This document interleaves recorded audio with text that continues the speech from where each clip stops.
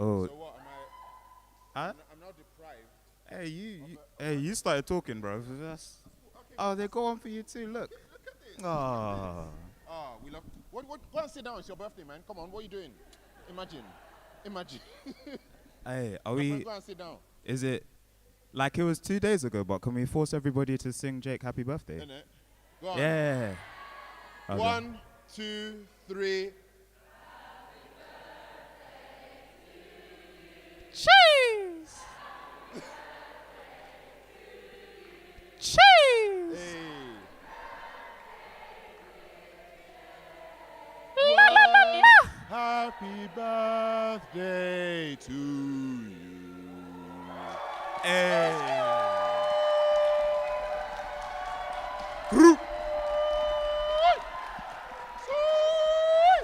Hey. Oh my gosh. This is wow.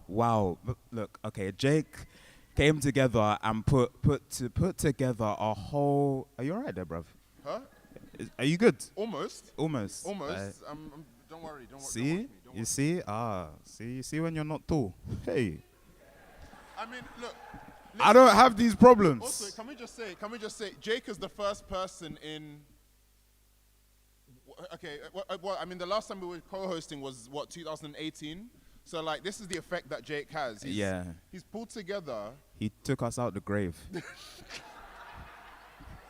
So if what you get is a bit dusty. Hey, I'm sorry, innit? No, it's wonderful. It's wonderful.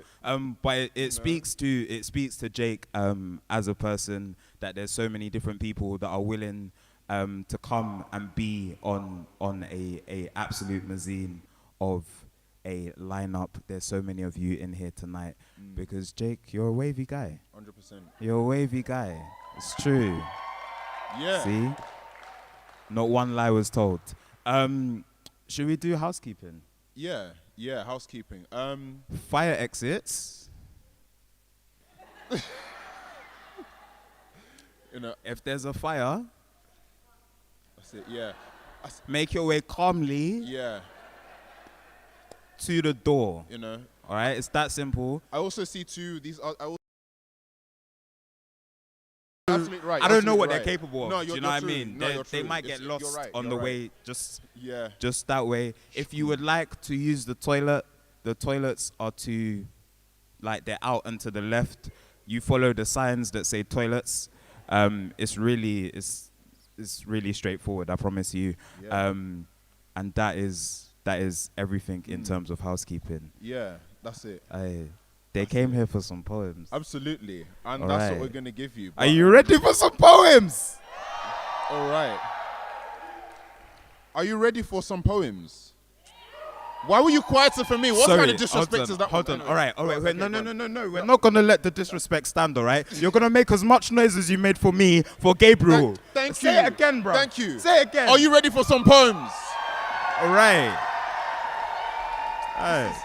There we go. My G right here. You know what I mean? Know yourselves. This is the sugar to my dread. We love to see it, fam. We love to see it. Go on.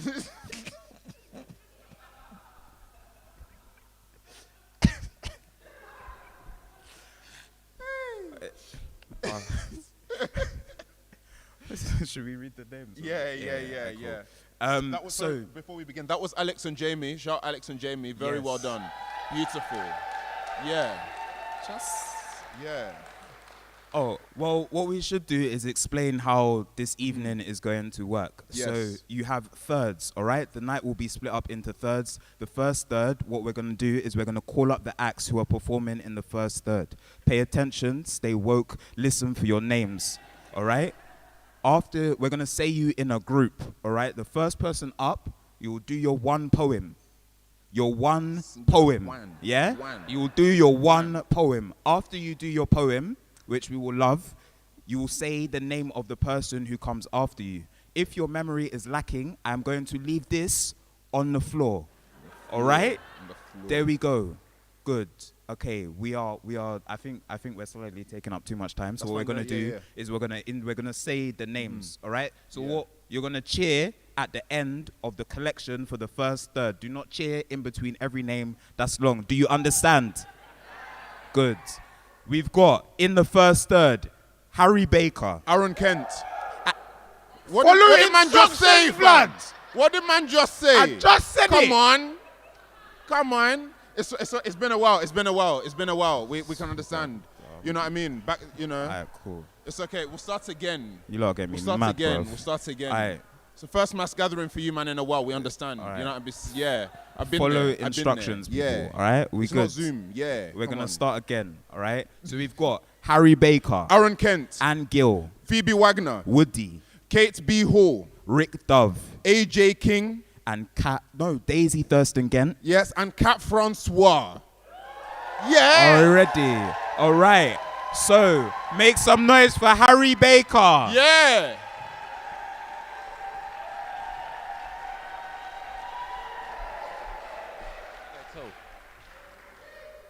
I'll use the tall mic. So happy to be here.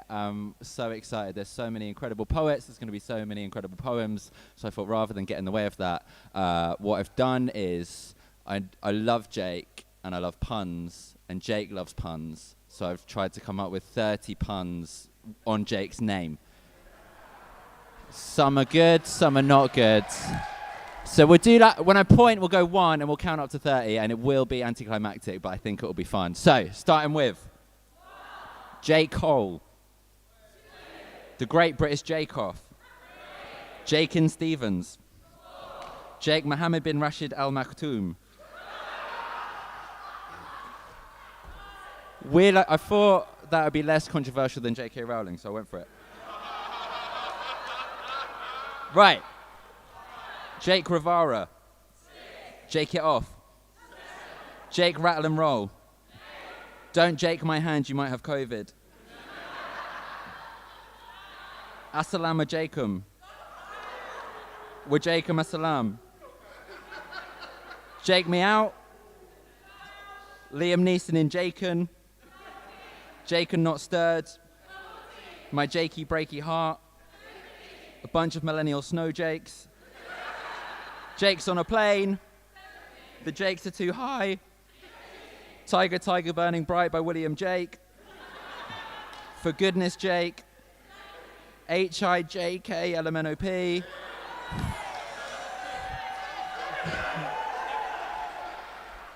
We got a reload! Okay, I don't know what number it is. 20.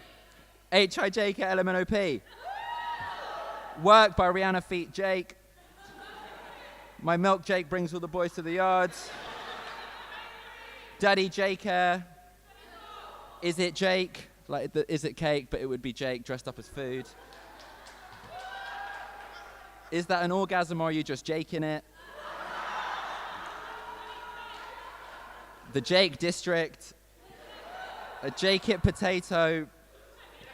Jake me out before you go. I like you so much better when you're Jaked. Country roads, Jake me home to the place where I belong. Keep that going for the next poet, which is Aaron Kent.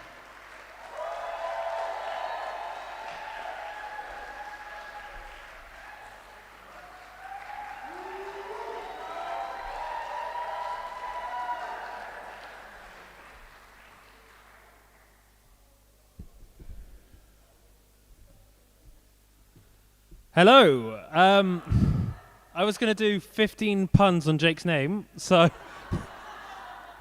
I've decided to change it and go for a poem instead. I met Jake at what is we now know to be a super spreader event at the 2020 Poetry Fair, where it was me, Jake, and Joel, and we sat 3 tables. We called it the Working Class Corner. I run Broken Sleep Books. And I'm gonna thank you for the 8 of you. I'm gonna read what I think is Jake's favourite poem of mine, which is essentially just me saying "fuck the Tories" in the church in a poetic manner. This one is called "Bone Idol," and it is just my way of saying "fuck the Tories." So this is for you, Jake. Have you got this book? This one is for you. This is your birthday present. So I'm glad for that. That's worked out. I did that, and then Emma said he might already have it. So, Bone Idol. I've never set foot in a pub without boxing gloves and a can of socialism. They want to split us by those who down pints and those that quaff. The working class is a rainbow, is a taught violence. I've never set foot in a pub without a reason to vote. A terraced house Tory is still a Tory. A terraced house terrorist is a consequence of an iron fist. It takes a parliament to kill a dream and the Daily Mail to kill a kid. I've never crossed a picket line I didn't love. Environmentalism is for the rich. I sustain myself on pesticides. We've got slide tackles in our veins and yellow-carded kids. Thatcher killed my granddad. I dream of feeding her asbestos. We've got community and a fried breakfast. Put the kettle on, round 2, and no longer sparring. I've never loved a Tory, and I don't plan on going home. So fuck the Tories. Jake, happy birthday. Next up, we've got Anne Gill.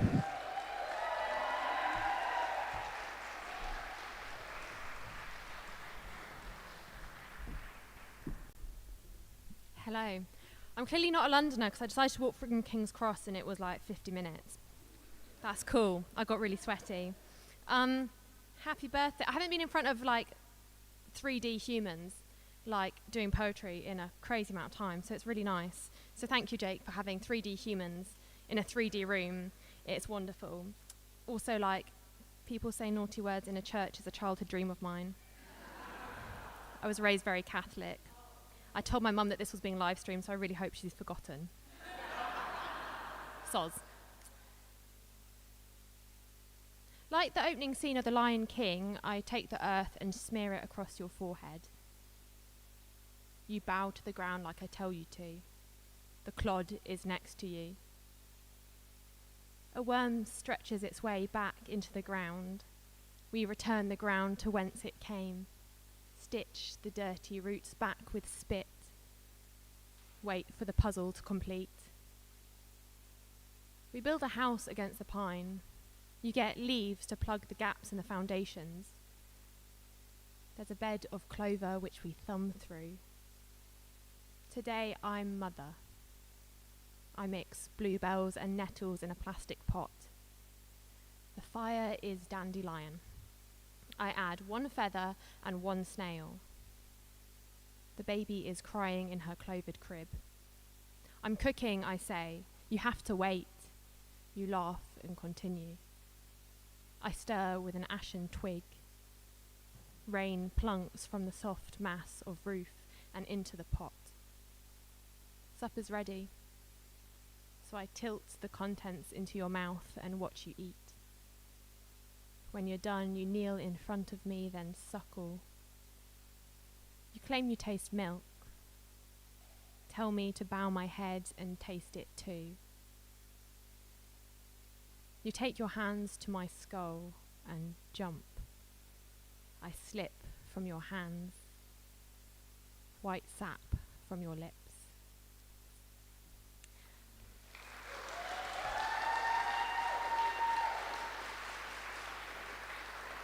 Thanks.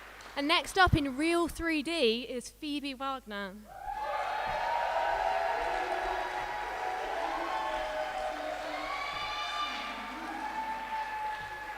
Just checking who's after me. Hello, it's nice to see everyone, and just this room full of people and people online are a testament to just how wonderful Jake is, and it's honestly just such an honor to see everyone again. So I'm going to perform a poem that I wrote reasonably recently, but yeah. You shit!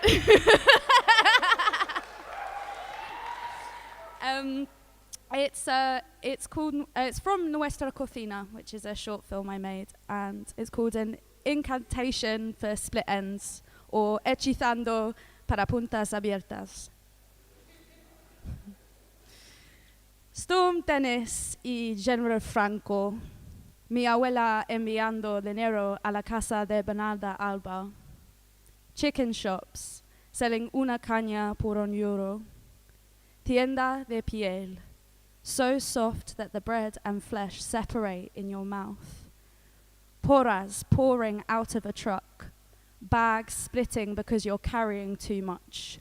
Ojos más grande que tu belly. Estates as waves. All around you are boom boxes and Bernard dancing the ends away. Lying in the marble fountain, drying yourself out in the Whitgift Centre. El sol quemando tus pies. Your primary school strapping itself in gold to cover up the 1800s. Thornton Heath High Street fading into pastel Brighton. Cyclists and guerrilla fairy lighters. How do they feel in your mouth? Labios de vino, crunching their soft and their hard between your teeth. Su voz corriendo. Stormzy will return, but this time to Box Park. If you queue long enough, he'll resurrect your favorite Morleys with his hands. Los pies sobre el cielo. Sue Perkins, Torrejas, Kate Moss, Paella, Rosalia. Try saying this into your mirror tonight. Y dime cuál manera vienes. Thank you. And next, thank you. And next up, we've got Woody.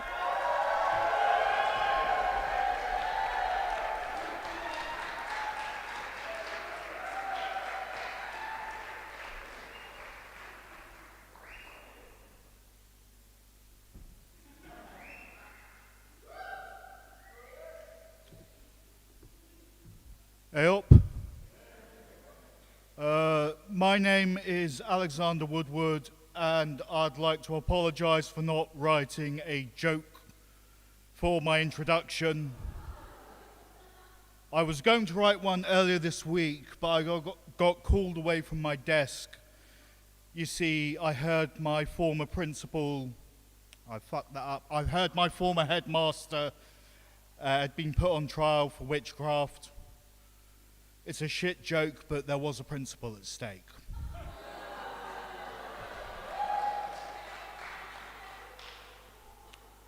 Right. That one was for me and Jake. Let's do a poem. I don't know what this poem is called because I don't think I've ever performed it sober.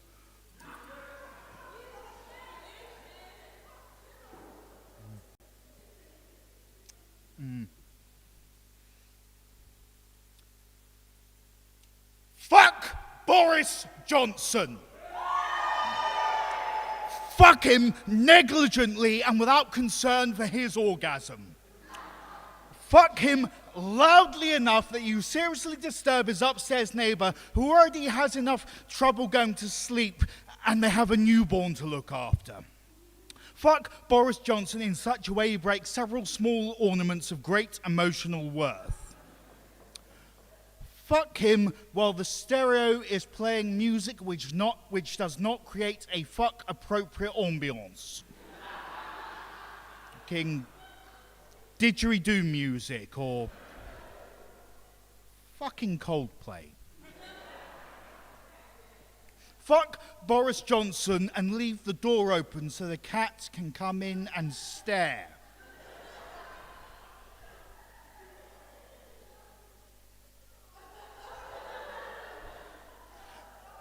Fuck Boris Johnson directly after eating a kebab so he can get garlic sauce all over his favourite pillowcase.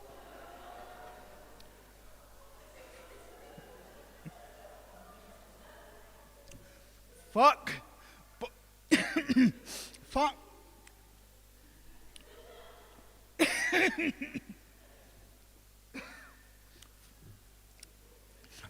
Fuck Boris Johnson and when he leans in to kiss you, cough in his fucking face. Fuck Boris Johnson and just at the point of orgasm, whisper the name of his second least favourite geography teacher. Fuck Boris Johnson after committing to a safe word which will aggravate a speech impediment that, while not normally all that noticeable, you know he still gets embarrassed about. Fuck Boris Johnson and then later, just as you're about to go to sleep, sneeze so hard you bash the back of your head into his nose. Then, when you roll over to apologise, wipe it on his shoulder. Fuck Boris Johnson in all the above ways, and then ignore each and every one of his 42 text messages when he tearfully asks you for a second date. Fuck Boris Johnson.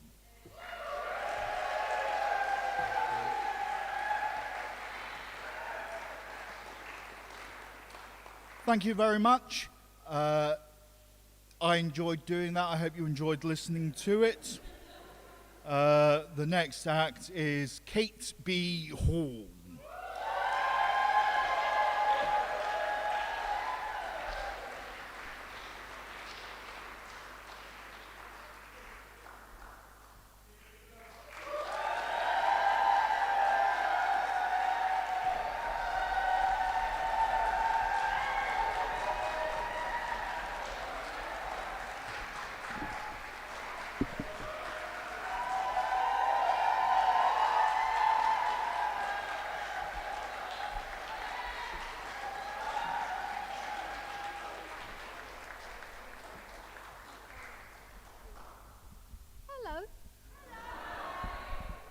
You don't know, I'm Jake's granny. He is so funny. And he was a woman. I need you nearer to me than that. Okay, right. Bad Betty book. Glasses, can't see a bloody thing.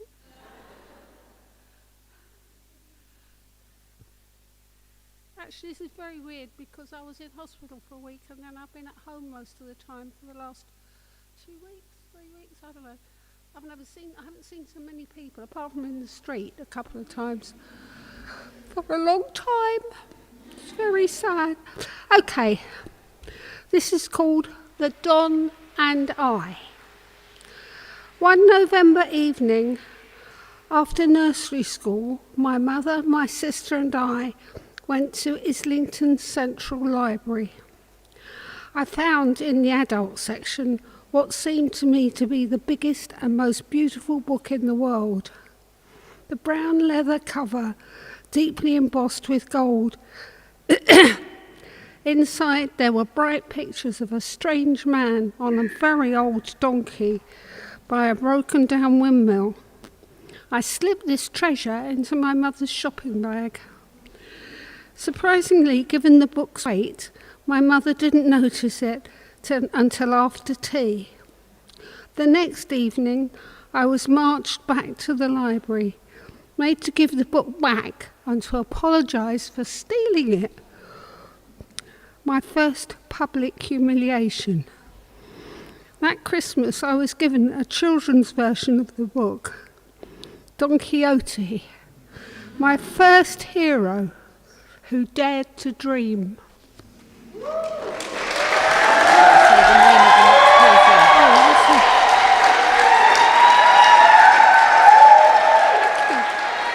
And the next person is Rick Dove.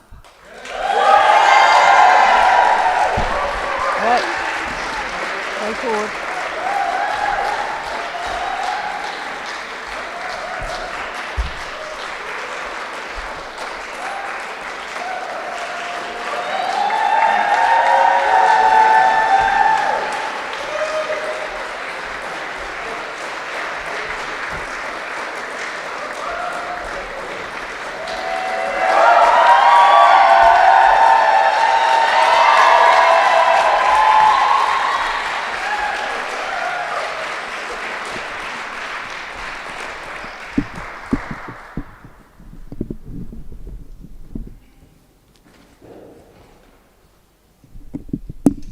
Just like Jake, to have a birthday and then give everyone else a gift, isn't it?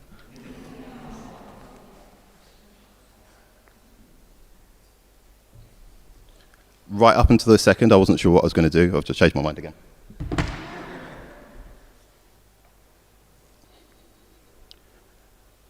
I always felt that Schrodinger's cat was black. So damned familiar to be that experiment of the white man, to be put in a box, to be both alive and dead and theoretical, for the sake of someone else's critical thinking, for someone else's education, just an impossible image inside someone else's head. Subjected, subjugated, sold and bred and made undead by this, our shared history, that neglects to mention how the torture and murder of small animals is actually an early warning sign of psychopathy. But you know this already. And I know this intimately, having an affinity with that moggy frequently while out jogging, while doing laps at dawn and watching others scorn as they cross themselves and cross the street to keep away from me, to keep me from crossing their path. And you may laugh, but I always felt that Schrodinger's cat was black. So damn familiar, that feeling of being and not being at the whims of fate. The superpositions and quantum states of being a number one for weak sexual fantasy and the lynch mob scapegoat simultaneously. That eternal duality of the word hung. About being corrected once by an old white man to say hanged, as if by way of reparations or apology he should correct my grammar and silence me subtly, put a belittle me, bottle me, to store me away in a cool and dark place as if being seen and heard might make me real instead of this velveteen victim of the white man's burden that he'd now rather forget and stuff into a box with a poison pill to be dispatched, to be euphemistically lost. And so, like Schrodinger's cat, I'm both fully assembled and flat-packed, numbered irrationally the root of two worlds, some still insist are mutually exclusive, black and British. Two worlds squished and sealed into this, to be or not to be, in these ghetto experiments by imperial measurements, to be or not to be, poisoned by this maddening society that both co-opted and rejected me, adopted and neglected me, and still imagines me taking jobs while stealing welfare simultaneously. And continuously puts me in a fucking box. And then ends up hating that box when it comes to define me, and leaves it feeling all of the guilty of its acts, recalling its history, our shared history, founded on all those murders we'd rather not see. Early warning sign of psychopathy, that. Mutability of fact. So you see, I always felt that Schrodinger's cat was black. So damn familiar to me was his story, this feeling of being and not being, forever at the mercies of those out there doing the seeing, and their curiosities. And please, don't get me started on my bisexuality. Thank you very much.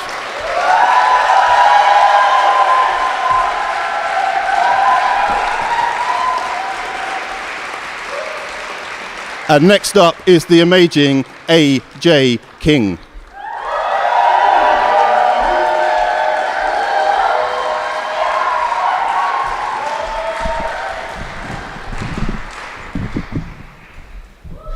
Moving the tall one out the way was presumptive and rude. Disrespectful. Thank you, Jake. I love you a lot. To have a friend in Jake is to, I don't know, it's to be truly valued, and I cannot think of a better friend, and I can't think of a better father to Billy and Solly as well, and that is, I think, the highest compliment of which I am capable. So I love you a ridiculous amount, Jake, as we all do. Are you okay? Okay. Oh, being nice to men makes me itch. I need a shower. I don't like it. I'm gonna do this poem because I know Jake likes it, and I think he's still a bit annoyed I didn't put it in the pamphlet. So, content warning for eating disorders and disordered eating and death as well. So I'm just gonna do an awkward dance a second if anyone wants to. Usually I recite Beyonce lyrics, but I'm not gonna do that. You've lost weight. Congratulations. I can see your collarbone now. Your bones are the best part of you. You are closer to being art now. Shush. Art doesn't speak. It gets congratulated. A girl I know lost weight until she died. My friend told me to make sure they put her in something slimming. If she dies, if I die, just shh and give us your bones. Thank you. Yay! Okay, Thank you. I'm honoured to be in this room. There's so many people I love and admire. I love you all. Next up is an awesome poet who I haven't seen in person in so long. So we had a big hug earlier, and I'm very grateful for it. Daisy. Hey.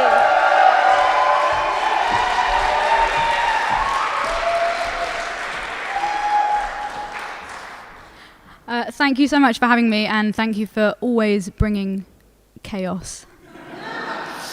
This is nice, isn't it? Very fitting. A prayer.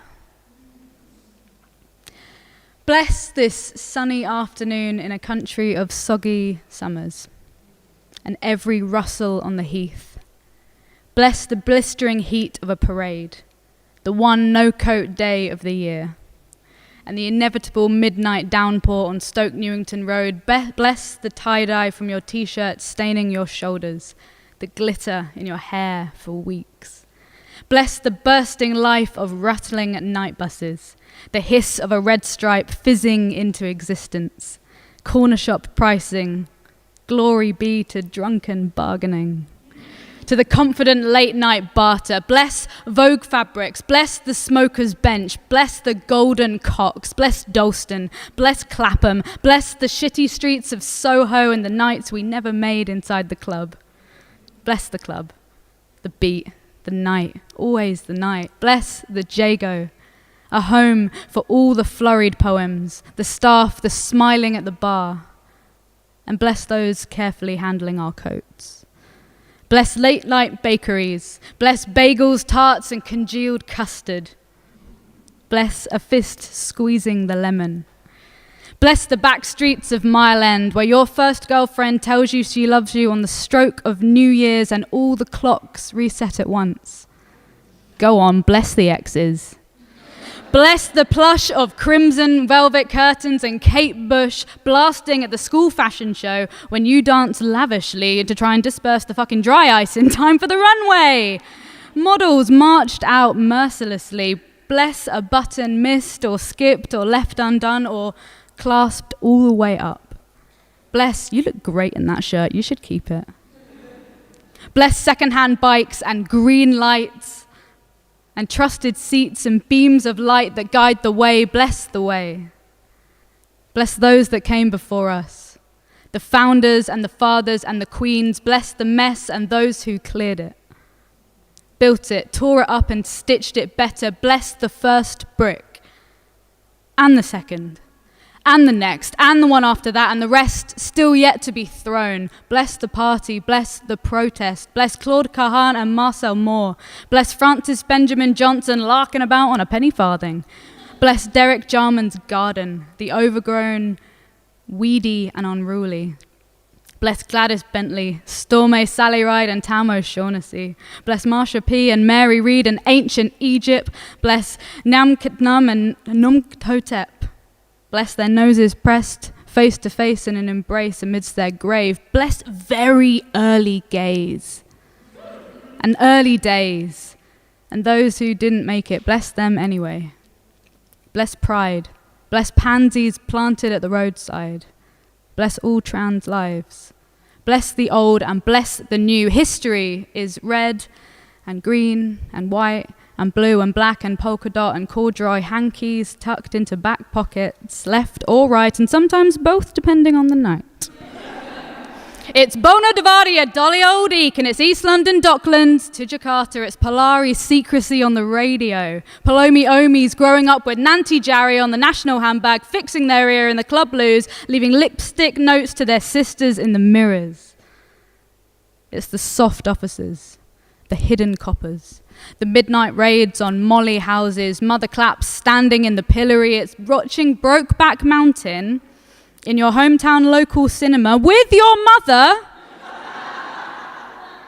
in what felt like the world's longest sex scene. It's the years between 1988 and 2003, except you are not allowed to promote it. Teachers forced into silence while the bodies of children pile up and a whole generation crawl into themselves. Bless all of us who clawed our way out. broke bones and tore new wounds on merciless concrete playgrounds. Go on, ask us about history. And we'll say it's every toilet cubicle you have ever been inside. It's the spit in your hair at the Camden bus stop, mere meters away from the boarded up doors of the gay clubs. It's Elliot's chest, his pecs flexed underneath his t-shirt and a slight smile on the cover of Time magazine. It's trans lives surviving on Time magazine. It's the basement bar, the back of the club, the upstairs room in a cinema. It's a gloomy room full of bottomless hope.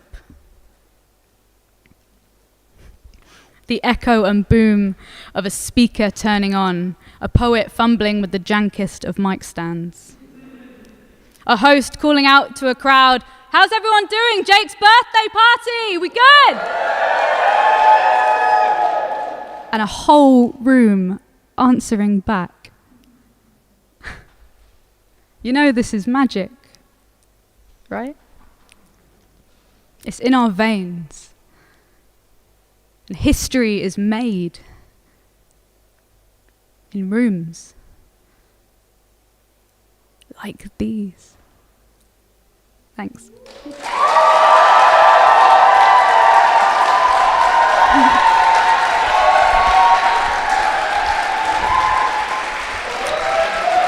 Next up, we have Cat Francois.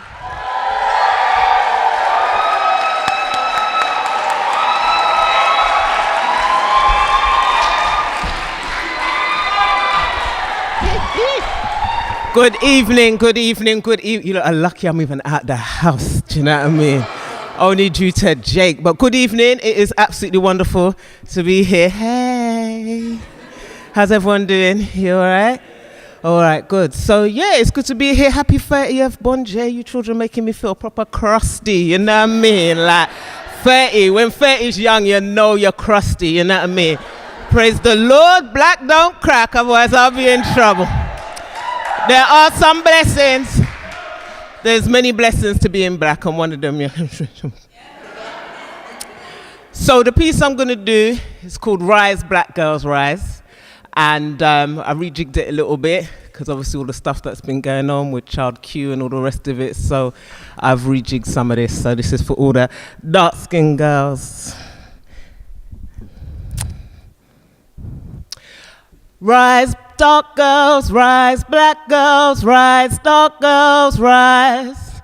Rise, black girls, rise, black girls, rise, black girls, rise. With your ebony, indigo and purple tones and your smooth, smooth skin reminiscent of century-old waterfall stones. Polished to perfection, shiny and eye-catching. It's your plump, plump lips and your dark, dark eyes, magical, mystical, historical, your nose wonderfully wide, your African pride, your high-rise behind, cocked to perfection like two well-made boiled dumplings. It's that dip in your back and the curve in your hip, the natural sass when you walk and the deep, deep tones when you talk. Rise, black girls, rise, black girls, rise, black girls, rise. Don't look down, look up. Face your enemy. Show them that you are a dark-skinned, natural African beauty. Your hair, thick and blessed with natural cause of perfection. It is not nappy, it is just unprocessed, free and happy. Reject the creams that bleach your skin and make it scream. I said reject the creams that bleach your skin and make it scream. Show yourself with pride, don't hide. I said show yourself with pride, don't hide. Reject a society that fails to see and respect your ancient beauty. I said rise, black girls, rise. Rise, black girls, rise. Don't let anyone, black, white, or in between, tell you that you are ugly. Darkness is not synonymous with ugliness. Our ancestors did not suffer so we could bury our head curdled in shame, constantly chasing after Eurocentric and colonial ideals. Reject, reject, reject a society that is full of false narratives and biased about we.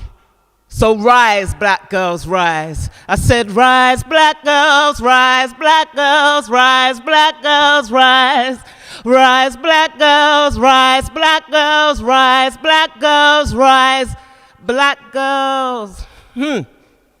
You are the descendants of survivors. You are cosmic, your skin spread in a thick layer of stardust. Black girls, you are pure joy. You are the deep beat of a djembe. You are the smoothness of freshly cocoa buttered skin. You are the exquisite sweetness of plantain. You are worthy of love and gentleness, and anyone who doesn't give you that treatment, it is not synonymous of your self-worth. You are not placed on this earth to be abused. Black girl, you were not placed on this earth to be used. Black girl, you are not placed on this earth to be dehumanized.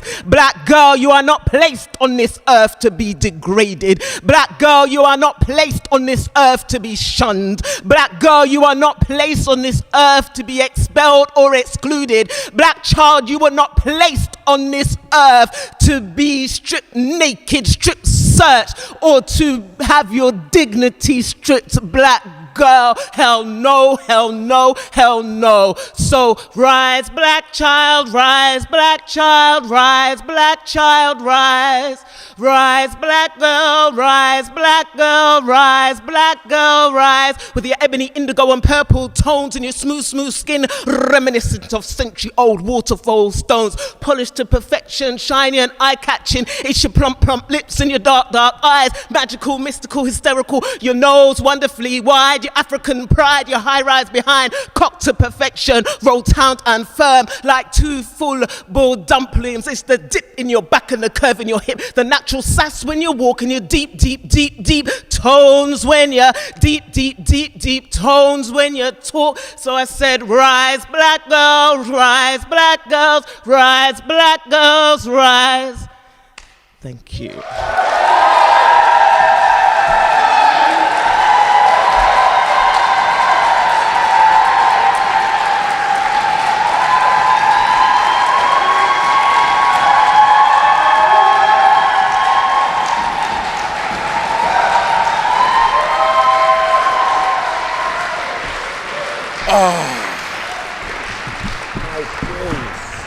Wow. Oh. Wow. Lord have mercy.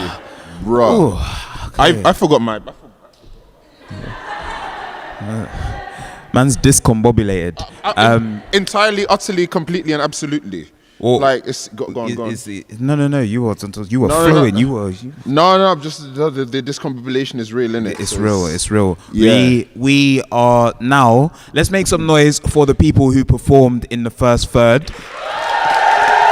That was Harry Baker, Aaron Ken, Ann Gill, Phoebe Wagner, Woody, Kate B. Hall, Rick Dove, Antonia Jade Kin, Daisy Thurston-Gent, and Kat Francois. Yes.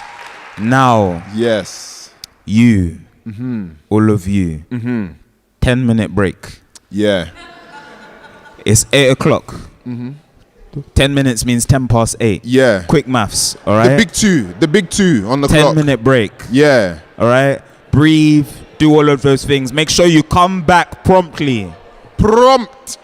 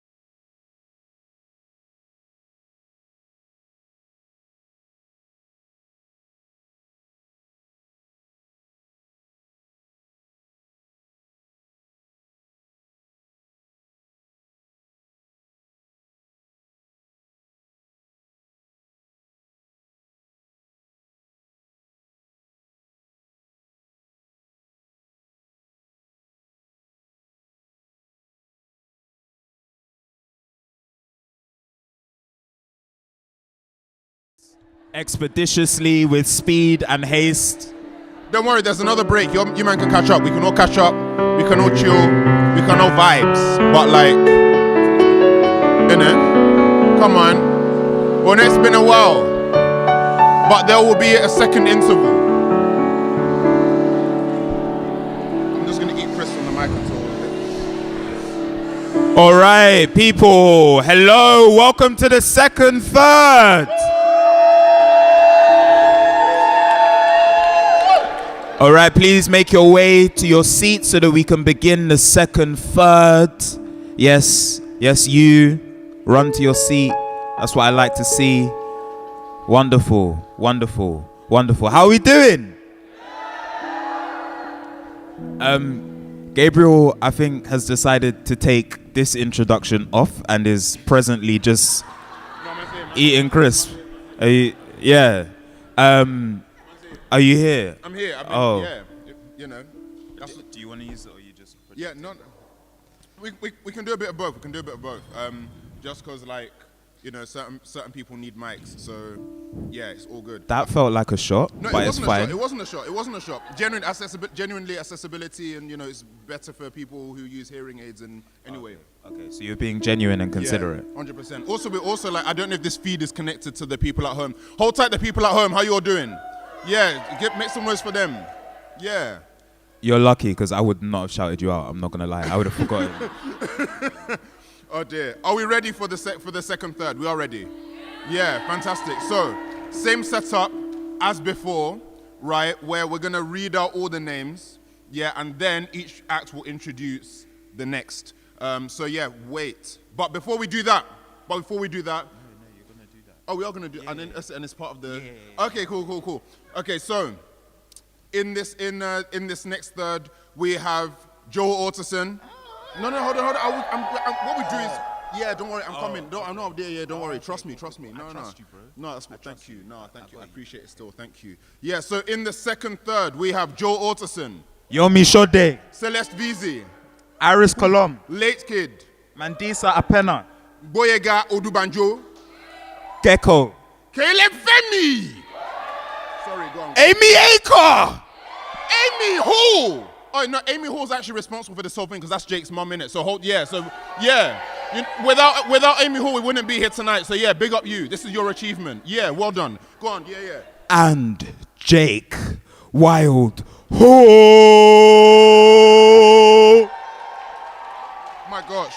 But before we bring that magnificent lineup to the stage for you, we are going to have the wonderful musical stylings of The Last Dinosaur. Take it away, my friend. Yes. Go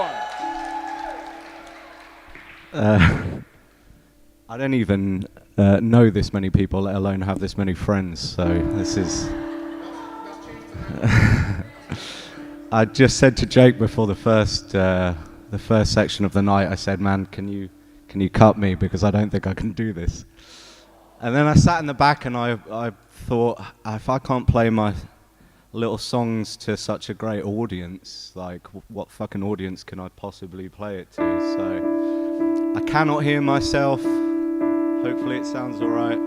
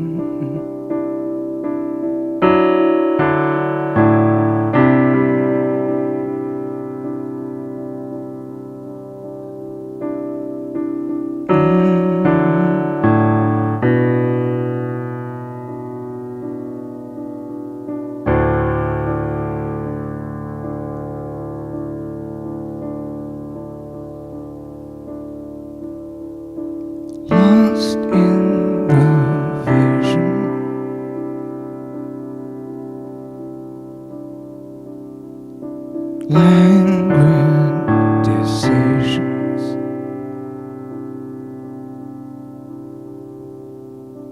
exposed in the dark.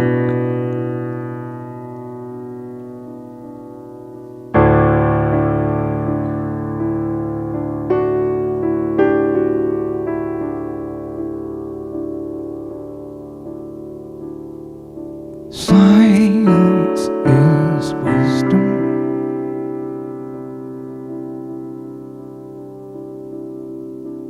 Art is incision.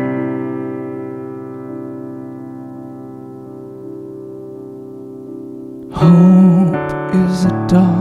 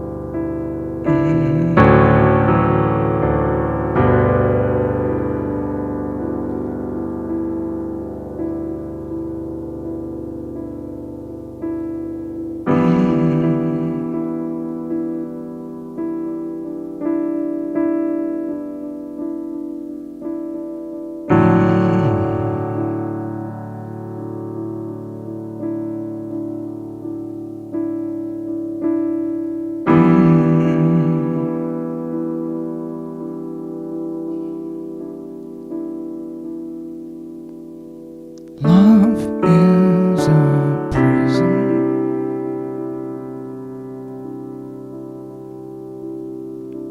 Life's a museum.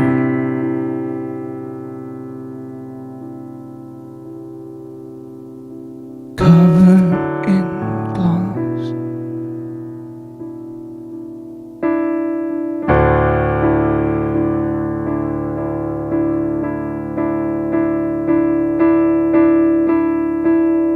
Death is a tree.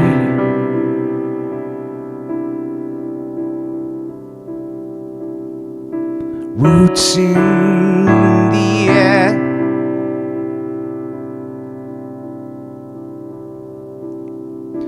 Weightless suspense. Dear.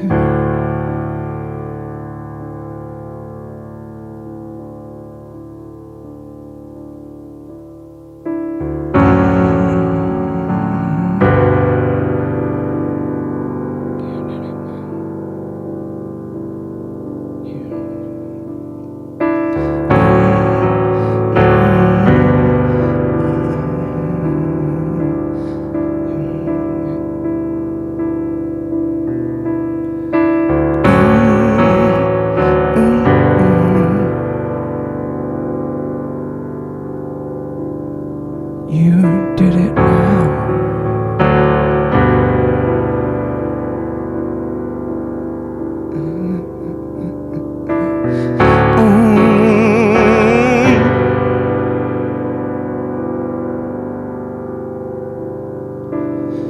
You did it now.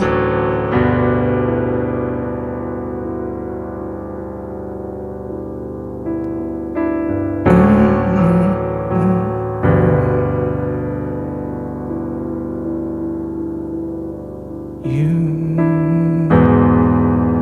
did it now.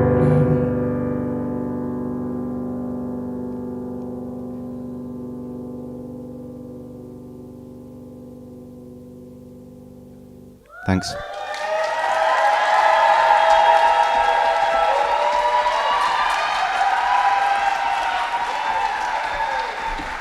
Keep that noise going for Joe.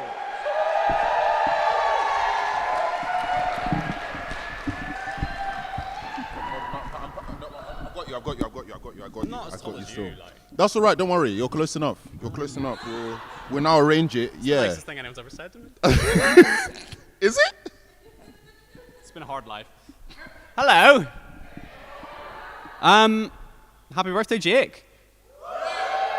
Look at this. If you wanted people to worship you, fucking hell, you managed it. So I actually messaged Jake earlier in the week. I messaged him, shit, I think I wrote a poem. And he responded, please do not ever start a message saying shit the week of my birthday gig, which is entirely fair.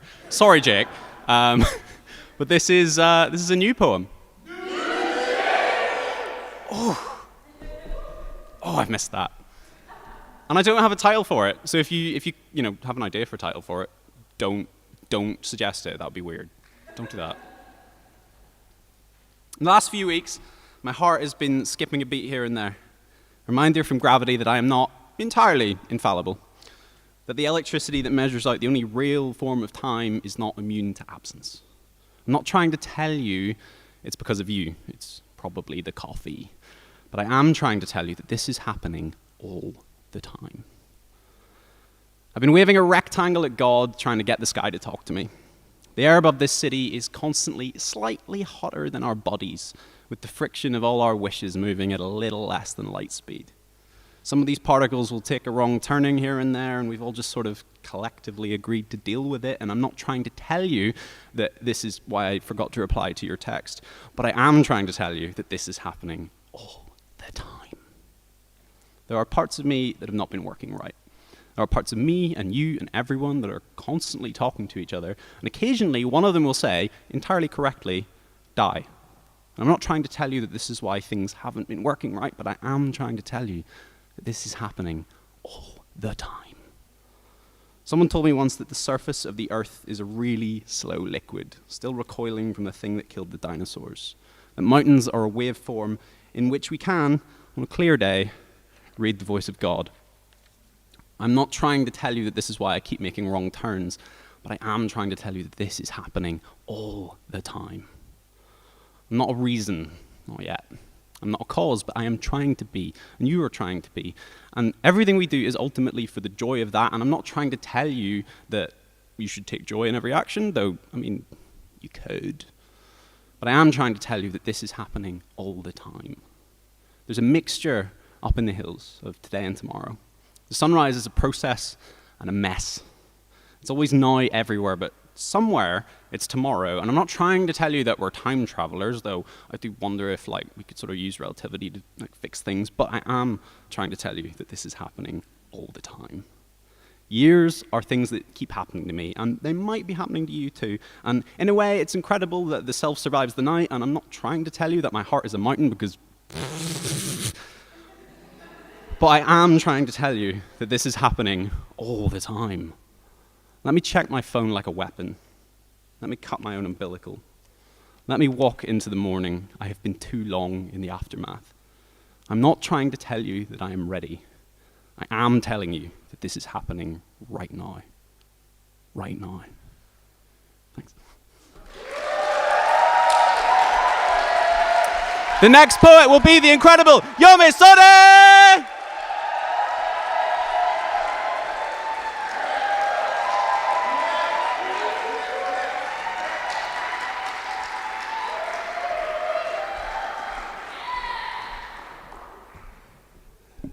Joe's tall, man.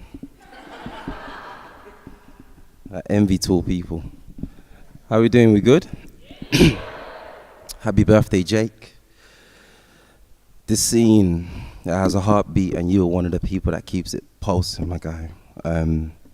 You're a blessing. Cool. We good? Yes. Nice.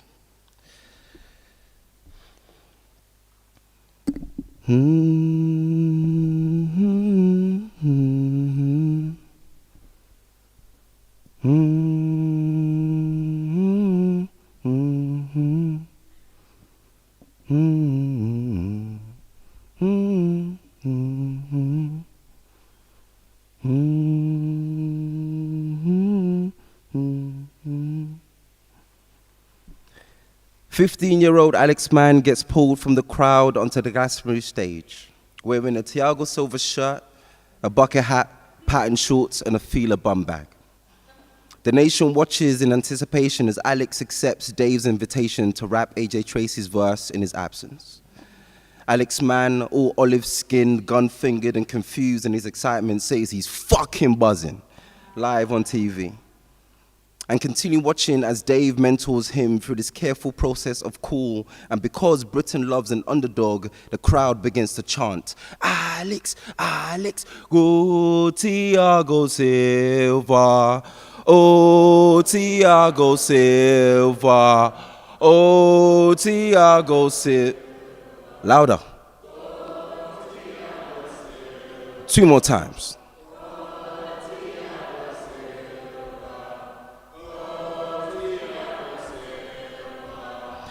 Cheering on their own as the beat drops and he shoots out the gates. Let's fucking go.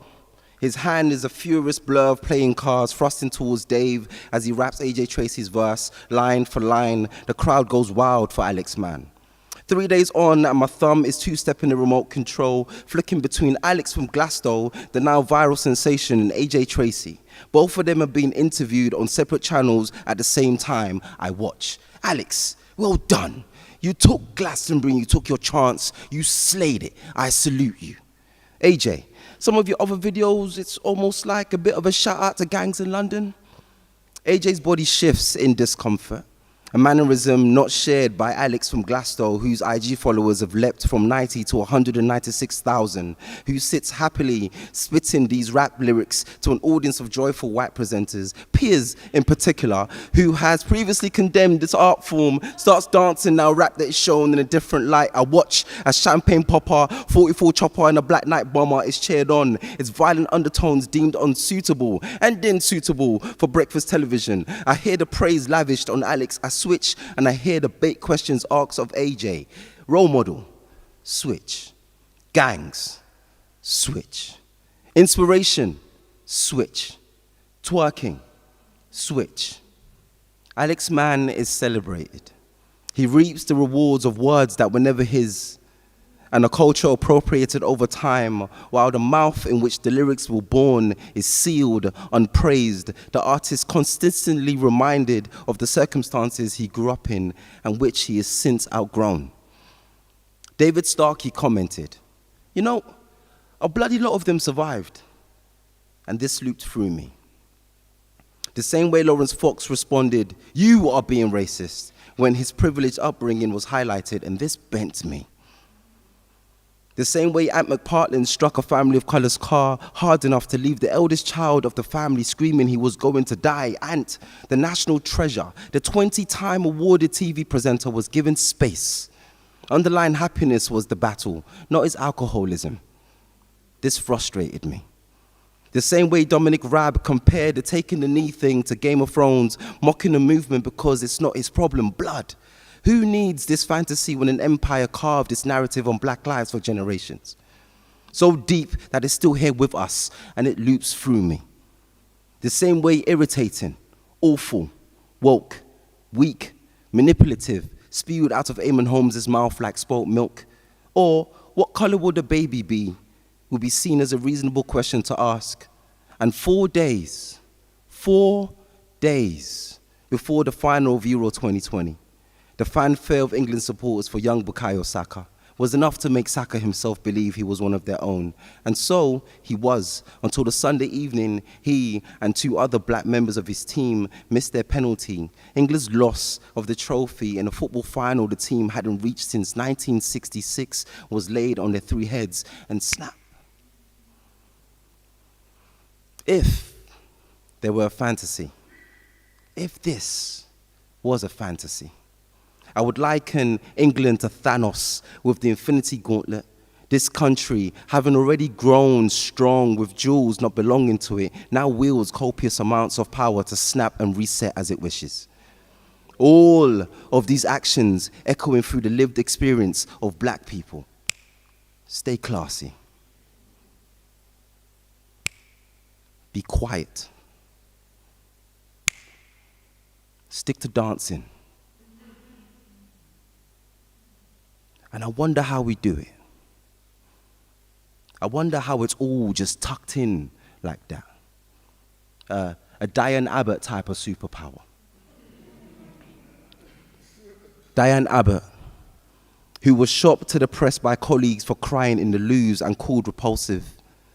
Diane, who I bet was told to work harder than her counterparts because for people like me, there is no expectations for a second, third, and fourth chance. Would things end up different had the teacher listened to the girl and not allow her fear to call the police? There's no moment of understanding. And for all of that, I want to believe we'd ever catch a break like Ant McPartlin, who was soon forgiven. Welcome back to our primetime screens. I can't, and this continues to break me. Cool.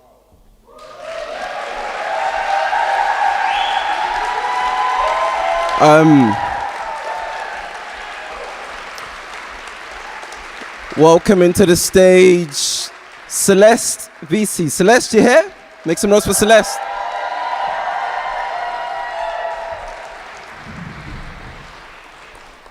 Oh God, okay.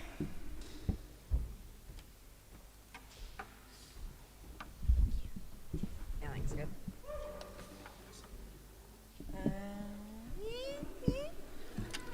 How's everyone doing? I'll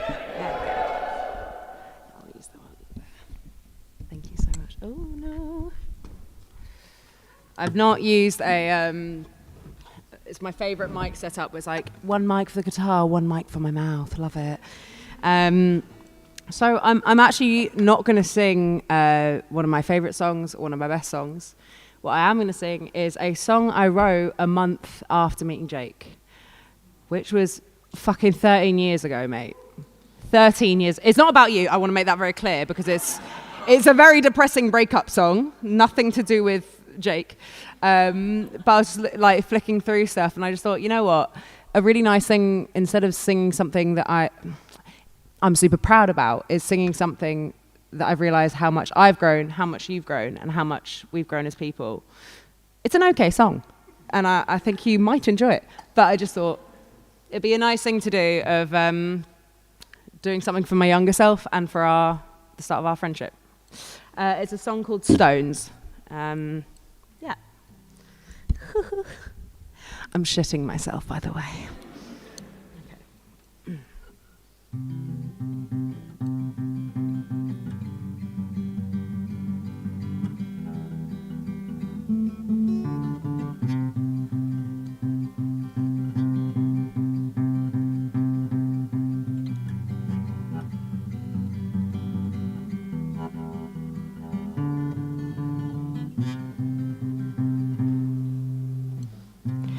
Fairy lights left on my doorstep, they are blown and used from you. Paper cuts left on my fingers from the letters I adore, as do you. I love the words as you love to hurt. I'm glad we're done, because it's Christmas and it's time to love till regret and drink to forget, 'cause it's fun. Stand still and stare amongst your lonely crowd.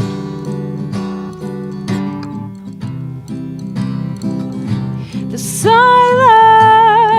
is deafening. Look at their faces. Look at their faces, made of stone. I'll find home. I'll find home.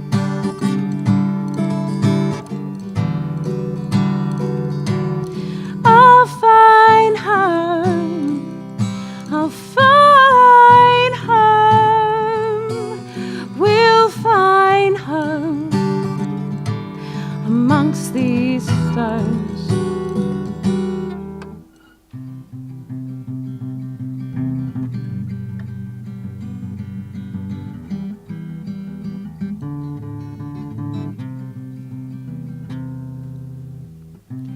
Drunken nights left on the pavement, till we talked, till lungs were dry. Morning comes, and we race home to bed to rest our head and beat sunrise. I love the way I will never admit to all I've done, because it's New Year's and it's time to wait till the drop and kiss at the clock to feel loved. Stand still and stare amongst your lonely crowd. The silence is deafening. Look at the faces. Look at the faces. Stand still and stare amongst your lonely crowd. The silence is deafening. Look at their faces. Look at their faces made of stone. I'll find home. I'll find hope. I'll find home. I'll find home. We'll find hope amongst these stones. Thank you so much.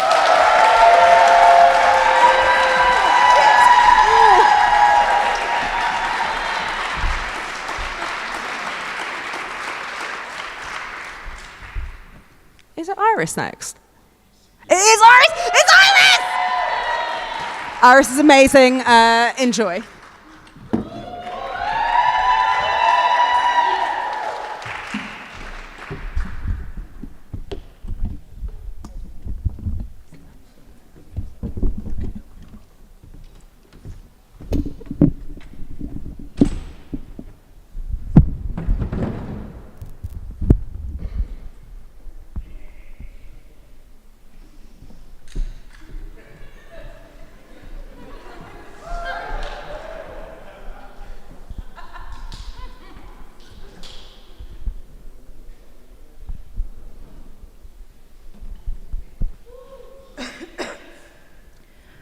Oh, Iris.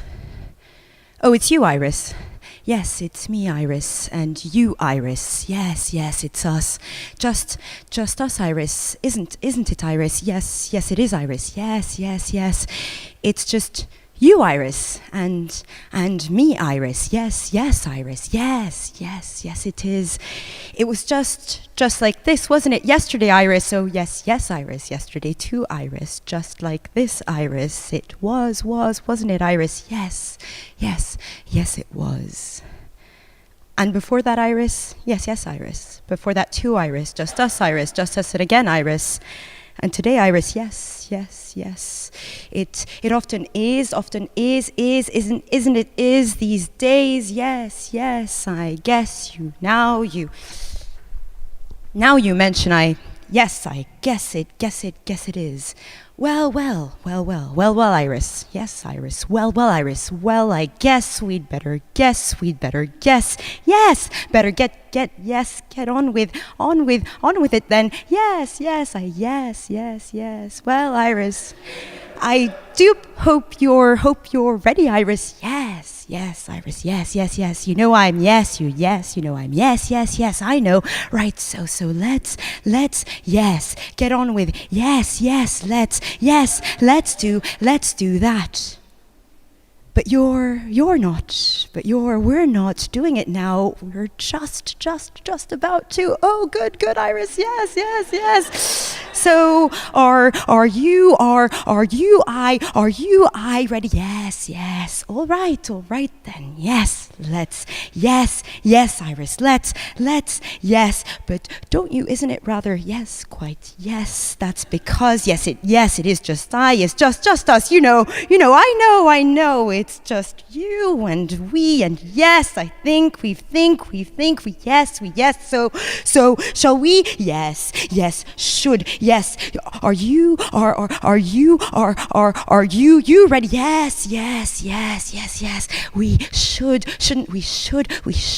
Today again, yes, again. Just us and we, yes, Iris, yes. And now it's time to yes. I know. But it didn't used to know, to be, no, Iris, no. This way, it didn't. But do you know what? Well, what do you remember what? Well, Iris, what remember? Do you what? Well, what do I what don't you remember? Remember what, Iris? Well, Iris, do you? I what? Remember when? What? Well, Iris, when? Well, what? Well, when? Don't think I do, Iris. When? No, Iris, no, I don't. Well, don't just what, don't what. Well, don't just don't. I don't. But no. I didn't even know what you, Iris, what, Iris? Do you remember what, Iris? What? Well, when, what, Iris? Come on, Iris. No, you come on, Iris. When it wasn't, no. Oh, well, I guess we, yes, better just, yes. Let's just, yes, let's, Iris, yes, Iris, let's just us, Iris, yes, again, I know, but you really don't, when it wasn't just, I don't, I really don't, and I wish we could just, yes, I know, I know, yes, Iris, yes, so, let's, yes, Iris, yes, Iris, let's, so, why, what, why aren't we what, Iris? Do we really? Yes, Iris, yes, we do. All right then, Iris, can we just what, Iris? What, well, what, what,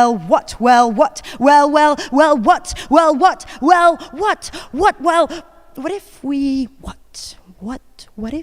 what, can you just what? Why can't you what? Well, what if, with you it's what? Well, yes, no, you, okay, just right. So now just, what if we, if we just, you, if I can't, but we, it's, I know, so yes, I just, you always do, you do. I just, but I guess, yes, it is. Yes, again, yes, might as well. Can we know? I just, it really just, is it still? Yes, Iris, well, what, just you, we, I wish, what, well, Iris, what, Iris, what, oh.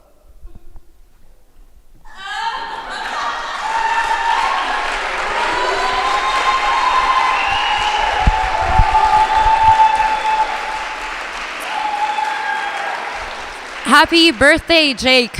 I'm glad you didn't have to see me during the lockdown.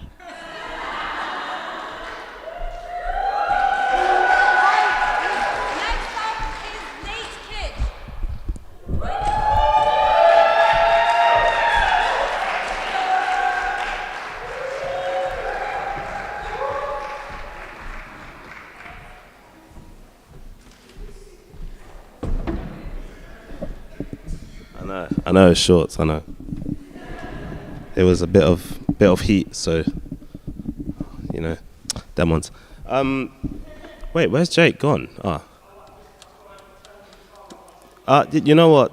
Thank you for caring for me. It's plugged in. Thank you.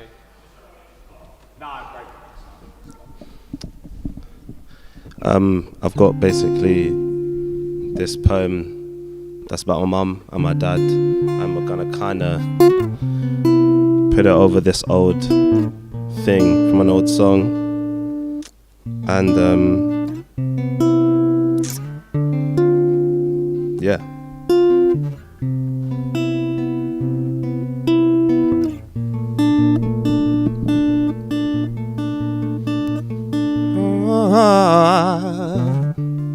My bone feeling, no bone ready, playing my mind.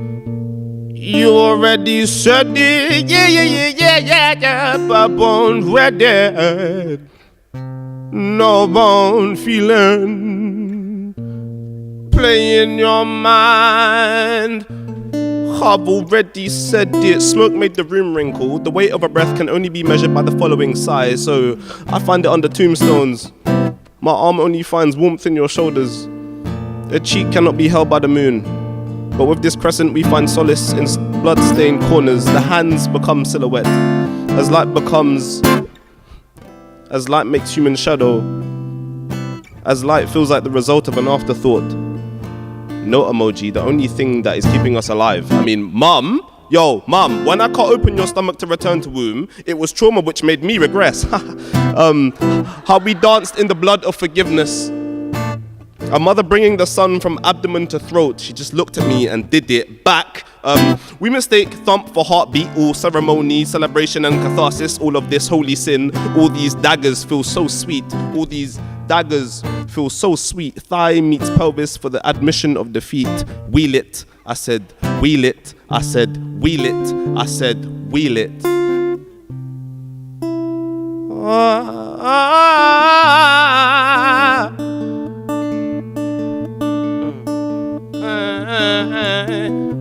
Bone feeling, no bone ready. Speaking your mind, I've already said it, boy, you're playing all these games. Say we keep it Kevin, say we watch it on the telephone.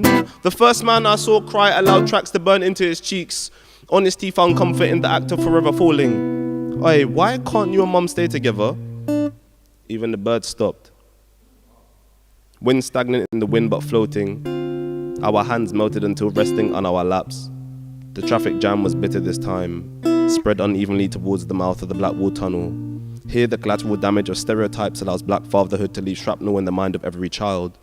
Here the thought of reconciliation is a damn realization that you fear abandonment. I need to pee, so father throws the water from the bottle out of the half-open window. He looks at me with soft eyes. He says, son, use this, we'll be home soon. My bone, feeling,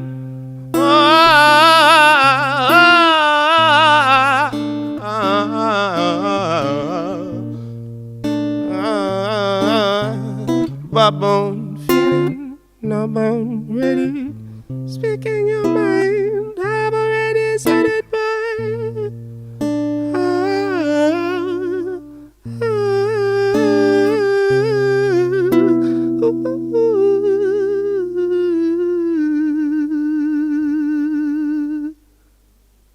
Thank you.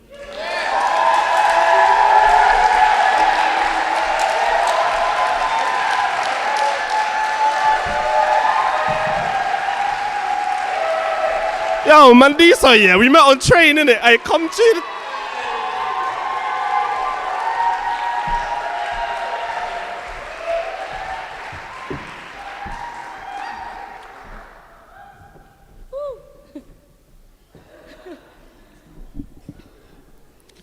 Thank you, Darius.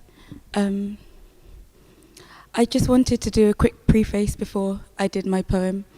I went to the protest for Child Q the other day, and it was they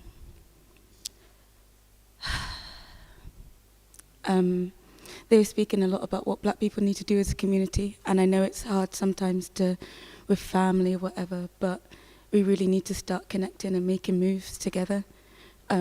Community is a lot, and I feel like we need more of it. So after the show, I want to see all the black people together. Yeah, this is my poem. It's called Nighttime Travel, and if you like it, I'm performing it at Barbican Young Poets.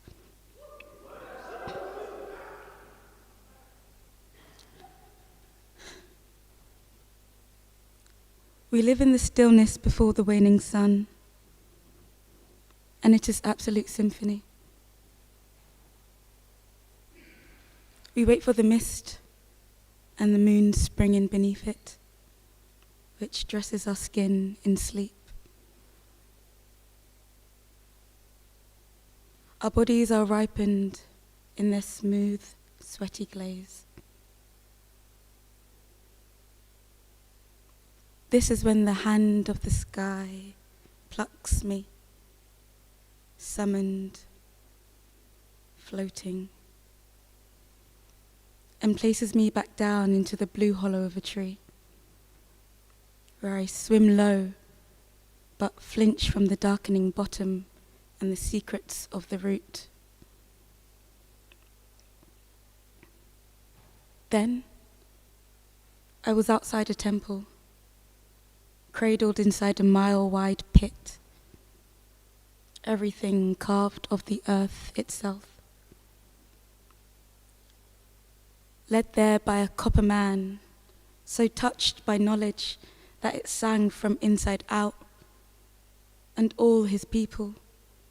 And why are we all standing here, dreaming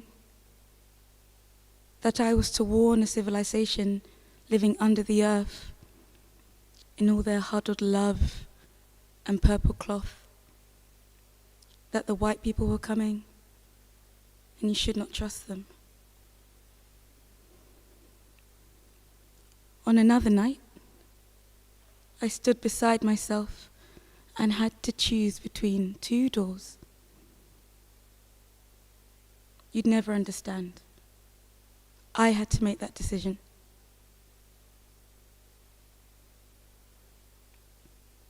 I'm learning fast. Met the self just beneath the surface who watches time. Raw and bare and enormous. Live 1,000 languid summers over the trudge of my gorgeous, elaborate meat. Thank you. I know who's next. It's Gboyega.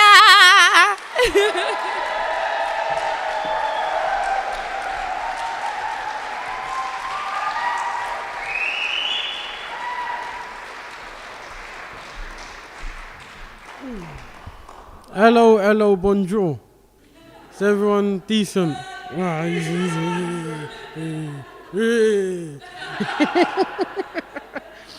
love you, Jake. This poem's called Shout Out Radio Edit. This one's for all my in the whole wide. For requests, it's I see you, man. Texts cost. I always knew we were gonna. Big up my boy Jake, wanna wish you a. Look at us. Money good like. Make sure to get the bill payers. Is good all the time and order. Big up little Derek doing. Remember we used to, for times like, let's pour one out for, rest in, one time for the, we don't die, we just, love from Stokey, Totty in the, long life and everyone stay. Cheers.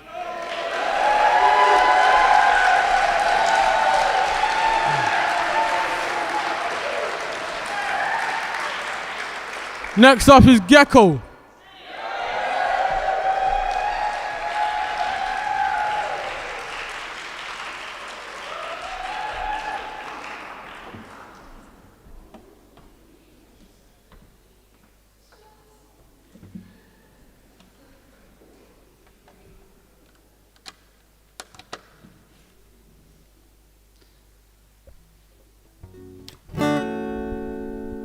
This one's about a memory I have of just after I started primary school, going back to my nursery and sharing some of the wisdom and the knowledge that I'd gained after 2 weeks in reception.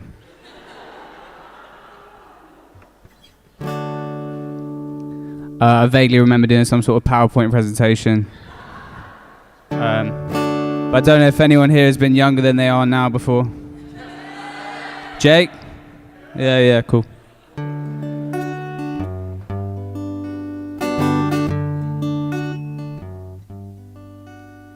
I just started school, but I'm back in my nursery, explaining to the kids what it's like in reception. We all have to sit in big chairs, and Jenk's got a Batman shaved into his head. There's not as much time in school to just have fun and play. In fact, most of that time's restricted to mid-morning break, or lunchtime, or afternoon break, or this lesson called games. But other than that, it's pretty hard going, and it takes a while to get to know your way round. I've found it's best to play in this place called the playground. Big kids are year 6s, don't call your teacher mum. Insider tip, get used to using a crayon. Know that you might not want things to change. Nothing ever really stays the same in this world. You might be scared of growing up, but I think you know that you must. And there's a whole life ahead of you. Now you're that big kid and you run the whole school. It's hard to believe that you were ever that small. Where there were hieroglyphs, now you see words. You taught about the bees and the birds and sex. You made the house captain. It's a lot of responsibility. You have to pick the football team with no footballing ability. Come September, you'll be moving on. You've heard about homework. You hope you heard wrong. Know that you might not want things to change. Nothing ever really stays the same in this world. You might be scared of growing up, but I think you know that you must. And there's a whole life ahead of you. Your last summer's here. You look out to the horizon. You try to remember what Mufasa said in The Lion King. You're nursing your first broken heart. What feels like the end is the start. Each week's a house party and everyone's there. Windows get broken, parents despair. You drink like a fountain, never dance on your own. There's inaudible shouting, you hold your friends close. Know that you might not want things to change, but nothing ever really stays the same in this world. You might be scared of growing up, but I think you know that you must. And there's a whole life ahead. There's a whole life ahead. There's a whole life ahead of you.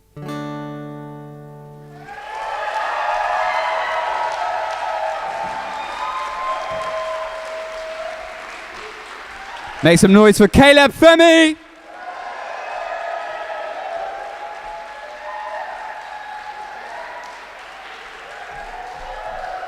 Hey. This one on? Yo. You see, you left me. The one time you kind of moved away, we ended up in a bit of a, I messed it up. I haven't been on one of these in a minute. The last time actually, Jake, I think like the third open mic I ever did, that's when we met. Probably around 8 years ago, I think. And you gave me some really good advice. You had a mentor, and I said, how do you get one of those? And we sat down and you gave me some time.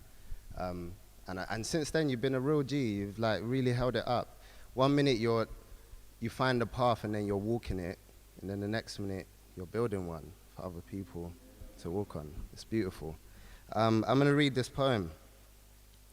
And also, listen, you shouted the loudest and one of the first about my book when it came out, and it really touched my soul because I was like, you just never know, innit? All right, so I'm going to read this. It's called Honey Trap and Little Boy. What do you know about mercy? The little boy from the ends know it be the last thing you plead when dust settles. What do you know about this story? The full of it. When the single cloud was moving at the pace of wisdom. They called Tasha a set-up chick, but the truth is the little boy was an arrogant fool. We would need a new set of images to map out what happened, off ends, caught slipping, 6 ops.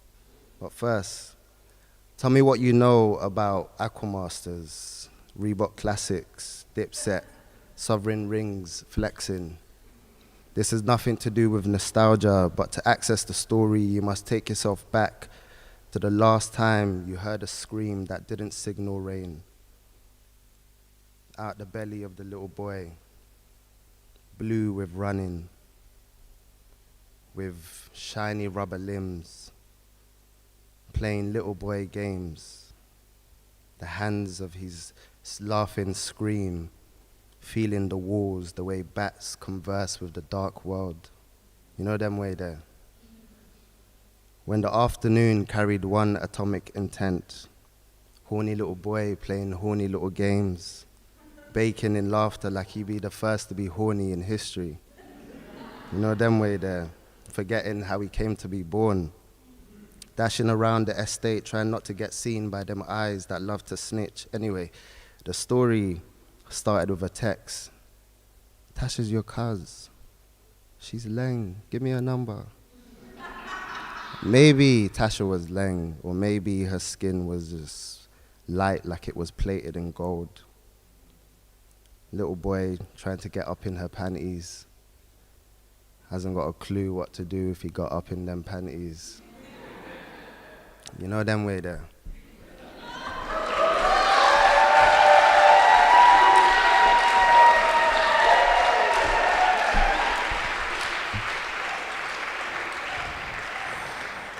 No behavior.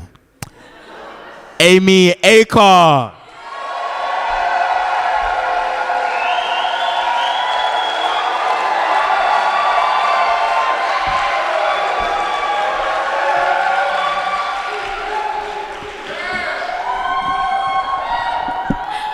Oh, I'm actually shitting it.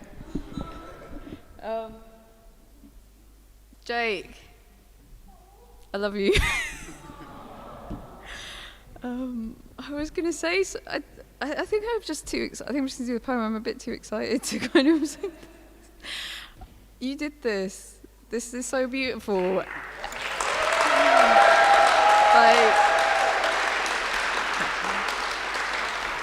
Like everyone's been so amazing, and I feel like this whole night really kind of reflects you and everything you believe in and everything you work to create, and yeah, you're the best. Yeah.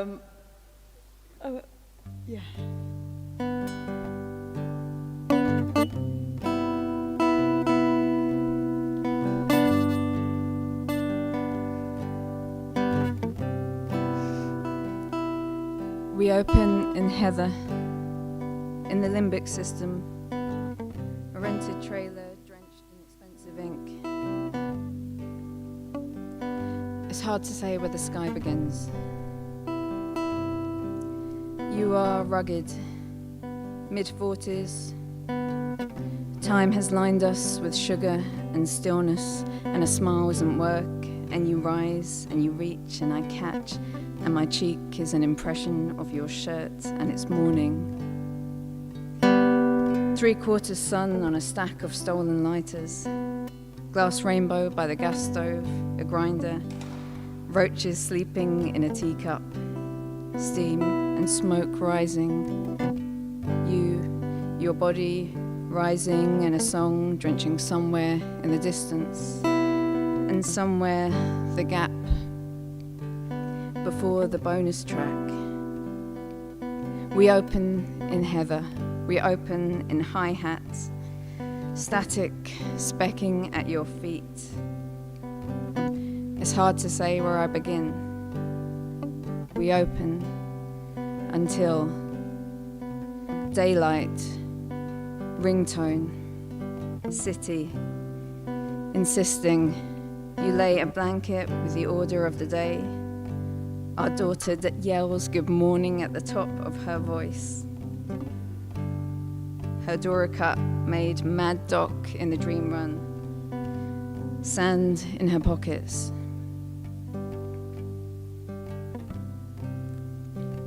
Life is good. Life is relentless. It's hard to say where it begins. Sometimes we talk to strangers. There is always too much world, but in the pauses, heather, folklore, a pop-up tent in glittered rain, and your skin that smells more of me than of morning. The everything waiting, beaches and interstates. There is a place where my fears lie down. You hold a mug by the rim, pass me the handle. I can taste it.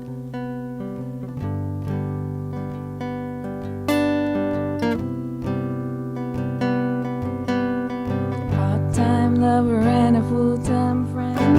The monkey on your back is the latest trend.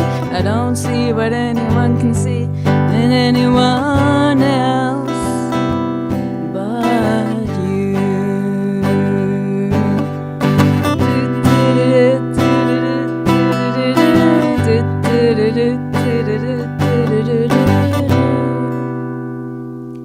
But you.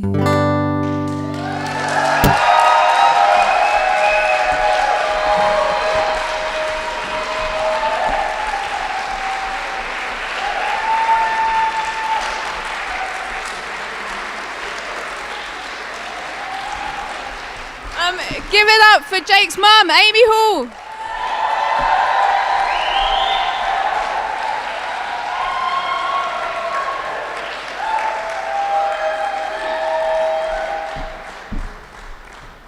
I'm shorter than I think I am. So, Amy, you weren't supposed to make me cry. That's usually Jake's job. Okay, so I wrote some things, and in the spaces in between the things I wrote, I said just make it up. And I've written it in a wonky order, so I hope that it kind of makes sense. So, Jake, happy birthday, babe. I love you so much, mate. You can't even imagine, all right? But I'll tell you a few little things. So, if you know Peppa Pig, you know everybody loves to jump in muddy puddles, except Jake. When Jake was little, he was obsessed with washing his hands. And we did worry about him a little bit, but it was all right to be clean. It wasn't a problem. We used to like to go for walks in places where, there were muddy puddles. And Izzy, his big sister, she would jump in them in whatever shoes she was wearing. We bought Jake a pair of wellies because we kind of figured that he liked his trainers, fair play, and he didn't want to ruin them. But he became an expert at jumping over the puddles, and those bright red wellies were as clean and shiny when he grew out of them as the day we bought them.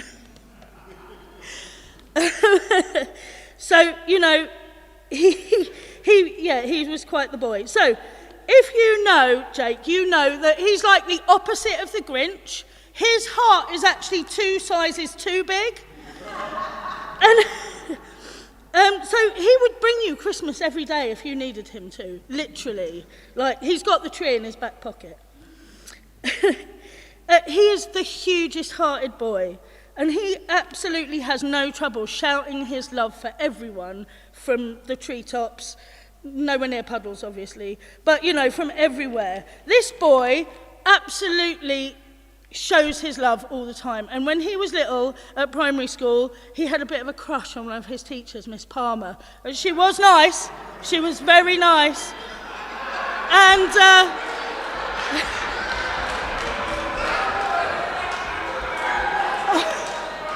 on Valentine's Day, he bought her chocolates and gave them to her in front of the class because he has no fear of showing his love. He also had a little crush on a lovely girl called Leslie. She was very sweet, and one day he decided to give her a little kiss, and her sister kicked him really hard. But it didn't stop him. He also bought her a little Valentine's gift later that year.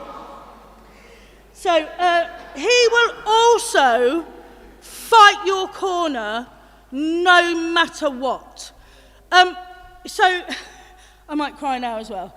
He has got so much, like he's made of like all of the wonderful things, and he has got such a strong sense of justice that after being bullied by a child in his school for several years, when a teacher attacked that child, he ran down the school corridor screaming, "You cannot do that, sir. That is wrong. This is not fair." And even though he was scared, he made a report to the police, and that child's mum, was so grateful because this kid was, it was out of order. It was really out of order. But he basically stood up for someone who'd given him years of shit because he saw the injustice in that thing. And that is something that not many of us can say we could do. So Jake, you are a hero. You so are. And you're my hero for sure. Right. Mate. This is where I've had to do it in colour order to get it right. Sorry, it's random, but I hope it's all right. Anyway, so where are we? Jake, we know you. You are actually made of these things: love, justice, acceptance, generosity, and some pretty wild dreams. But that's that's you. And I have to say that although you are wonderful, you are also not too big to have a smack. Family joke, sorry. So when Jake was born, you can't imagine how little he was. He was so tiny, and he was like this little angry red old man, and he hated having his clothes taken off and his nappy changed, and he wasn't happy until you kind of wrapped him all up in a little bundle and got him. By the time he was 4, that was done. Pants, cape, nothing else. That was how Jake rolled. And he was the superhero that was the colour of his pants. So if they were black, he was Batman. If they were red, you know the score. He was a superhero anyway, long before you even probably had met him, most of you. So, shh, don't heckle, honestly. That's my job also. Right, so I haven't got many more things to say because I've got so many stories and I could just keep you here all night, and I'm supposed to only have 5 minutes. But I do just want to say, Jake, that with my slightly smaller heart, I love you so much, and I can tell from just how it feels in here that a lot of people do love you a lot. And in those moments where you feel like things are so hard and you phone me and you say, "Mum, I just needed to hear your voice," quite often I just need to hear yours too, all right? And it means so much to me to just be able to come up here and just say some old nonsense. But I do love you, and I want you to know that I will always film your sandwich, Mum.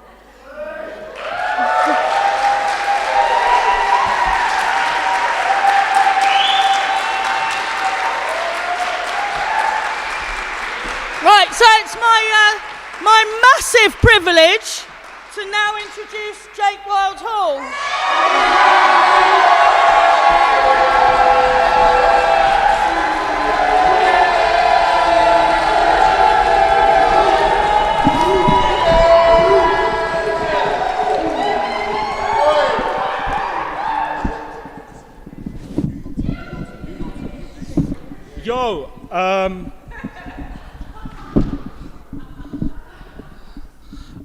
Yo, I just don't really know what to say. I wasn't going to get up and do poems. Many people told me I had to. Because for me, although this is obviously my 30th birthday,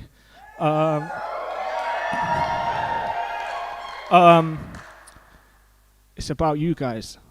It's about this community and these people that have genuinely kept me alive, and my way of saying thank you as well, in a very please perform for me way. So, like, just thank you to everyone here. Thank you to everyone who isn't here. I'm a little bit flabbergasted.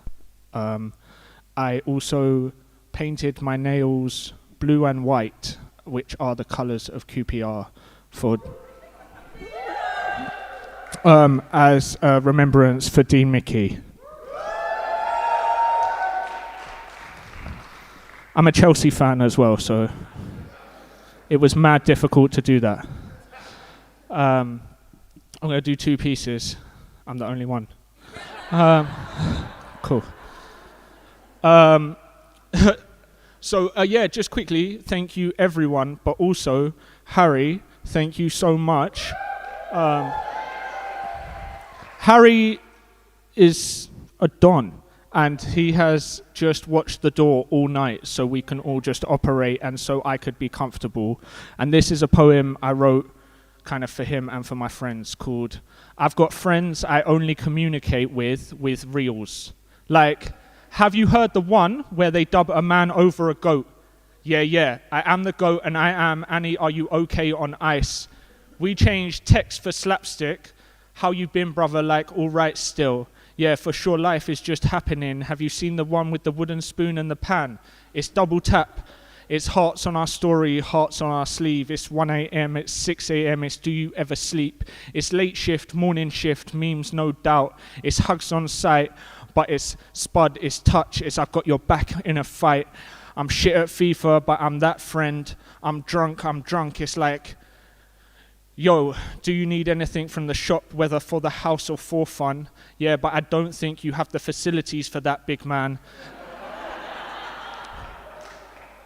There is infinite ways to watch someone be hit in the head and infinite different items it can happen with. We've probably seen them all. We say lol a lot, but it always means lots of love. Cool.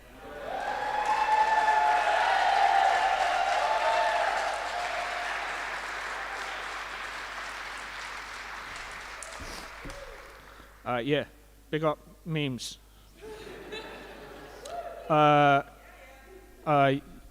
This is a poem that I wrote for Amy. Cool. Because I love her very, very, very much. An extreme amount. It's called A Poem in Which I Am Trying to Be Me but Failing Because I Am Many Things. I say I want to fuck you, and you look at me like ghosts haven't risen from us. I have often thought it, but not been the me who could say it. Sometimes my lust is a hammer hitting a gavel silently, a tiny bird's wings beating in my chest. Sometimes being the person I am needed to be is not enough. There is a haunted house in my chest most days. There is the same dream playing on 35mm from when I was a child most nights. I am either a hall of mirrors or an empty campsite, but everyone keeps lighting fires under me. My skin huddling around me, calling me a fire. Thank you very much. There are leaves rising from the ground and attaching themselves to trees, and I am crying. An ocean is on fire, and I am crying. There are church bells, and you are so beautiful, and I am crying. You are reading me poems, and I am crying. Someone has hidden all the stars under our bed, and I'm trying to not let you know. Today, someone will ask me for tomorrow, and I will be able to say yes. Cool.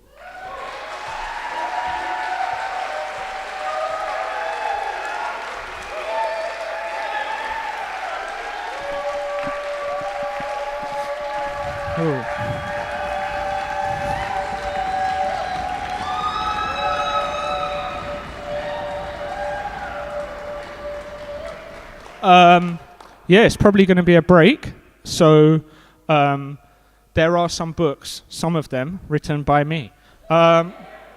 buy them. It's like a birthday present for you and for me. Cool. We're going to be back in a very strict 10 minutes for the final third. See you all soon. I can now drink. Woo!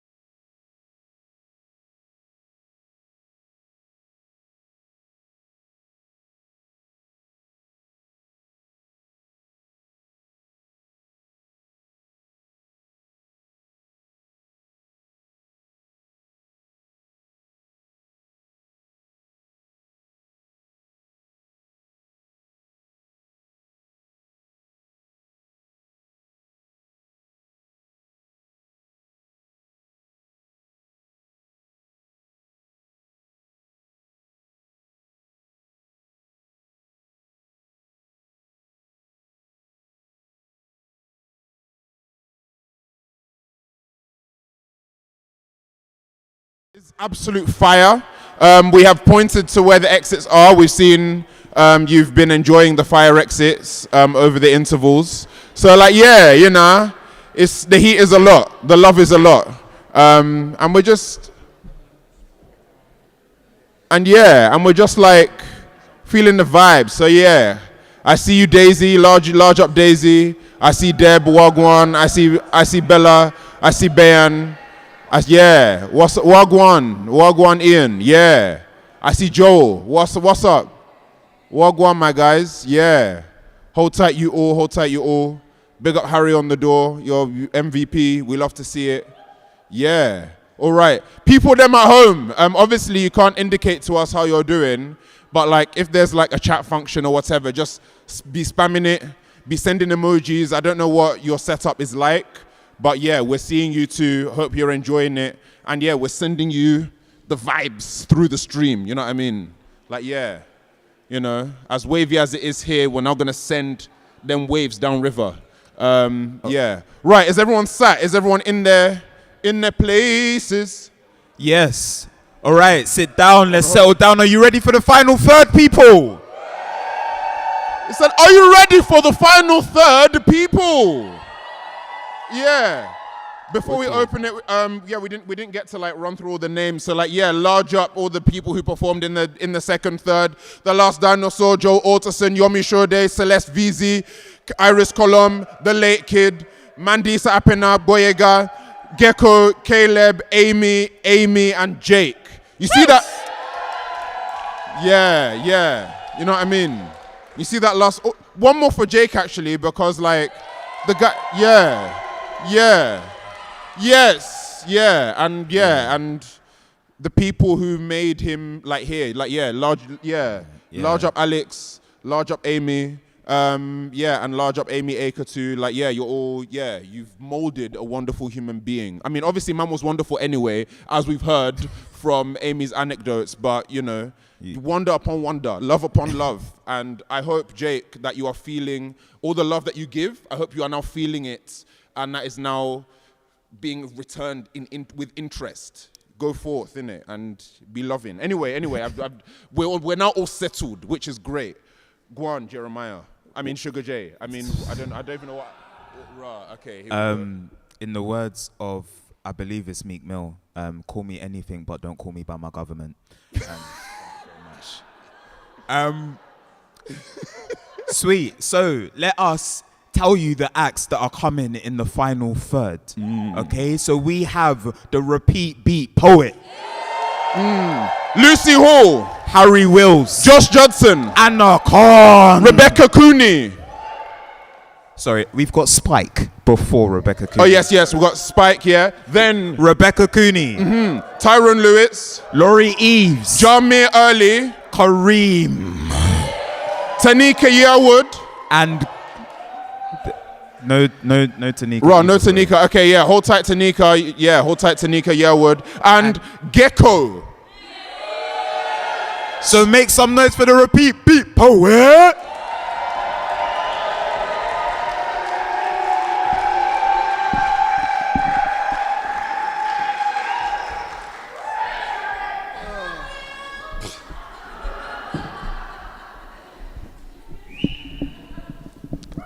Has anyone seen Megamind? Sorry. And I love you, random citizen. It's a niche reference. It's a great film. Jake, man, it is like, look at the love in the room and feel the love in the room, man. Like, I really hope you're taking this in because this is a really special day, and happy birthday again. Happy birthday, Jake. I'm going to read this piece. This is a piece called Push It, and this is one of the first, it's one of the first pieces that I ever kind of wrote and was regularly performing that I was really proud of. And Jake, we were spitting these bars, and to think about where we are now, it's really a lot, and you mean a lot to me. So I love you, man. I do. As I flick between my high hopes and cynicism, I will strive for balance and optimism. In my mind, they're intertwined like the colours in a prism, but these lights are too bright, they blur my vision. I shut off the visual and enter the surrealism where my dreams are stacked high with pre-planned precision. My inward visualized mind is opulent neoclassicism and is tailor-made by me because I am the chief technician. I shuffle foundations from original positions. I have wisdom and opinions, thoughts and new suspicions. I'm marrying tradition with proper criticism. I got a scientific mind I know based on empiricism. Tao, Buddha, Jesus Christ, I pick and mix with my religion. I'm a scripture twisting little demon, far from heathen. I believe in the power of words to build or break a whole world, and I mean that literally. Words make the world twirl. Don't conceive it for a minute that it's out of your control. Think about it when you think of how you see your favorite girls reduced to commodity or classified as whore, and if they're not inside the paradigm, they're primed to be ignored.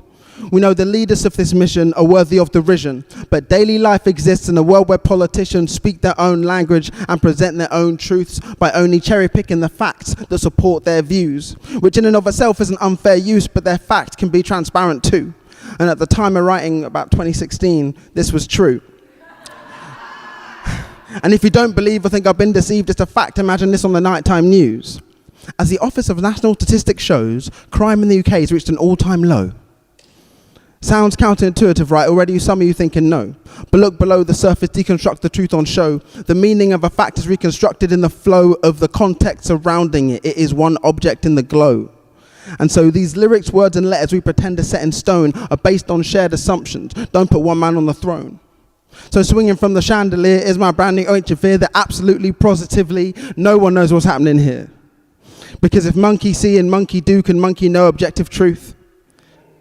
Why should the language of this universe be known to its symbolic youth? So it's all to play for, you don't even have to show your hand. Our truths are just truth enough. You have to understand the only reported crime, only crime that is reported can be recorded. And that's why that fact seems sordid. Nature and time might be immutable, our information always neutral. The goal in human history may as well be to set up a better sequel than what we got now. And I believe that that's a source of optimism and not nihilism. So keep on shouting, smash the system till the ego starts to listen, then focus on this little repetition. I don't believe in isms, I just believe in me. I think I can, I think I can, I think I can be free. I said I don't believe in isms, I just believe in me. I think I can, I think I can, I think I can be free. I said I don't believe in isms, I just believe in me. I think I can, I think I can, I know I will be free. Thank you.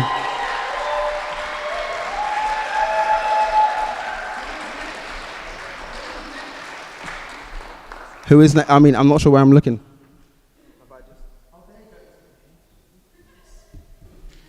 All right, can we have a massive round of applause for Lucy Hall? Bring it on, bring it on, bring it on.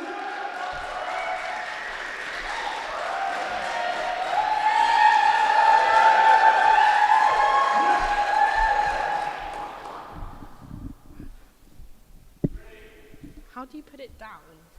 I'm actually this. Here. Thank you. Yeah, that's cool.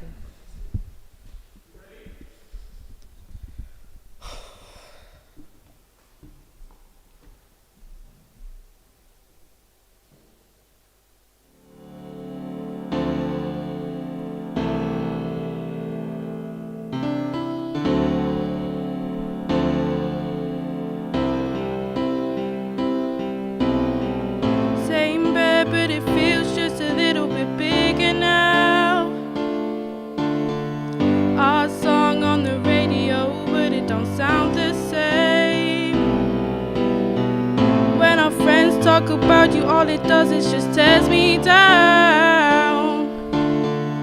My heart breaks a little when I hear your name. It all just sounds like ooh.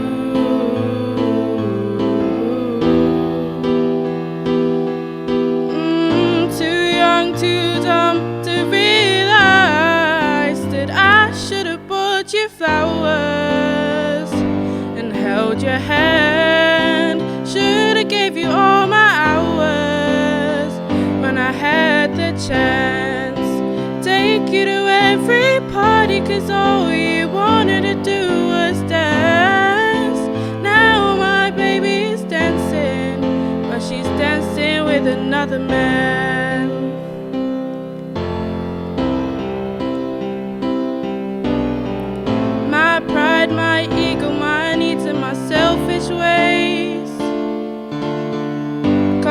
good strong woman like you to walk out my life. Now I never get to clean up the mess I made. Oh, hurts every time I close my eyes. It all just sounds like ooh.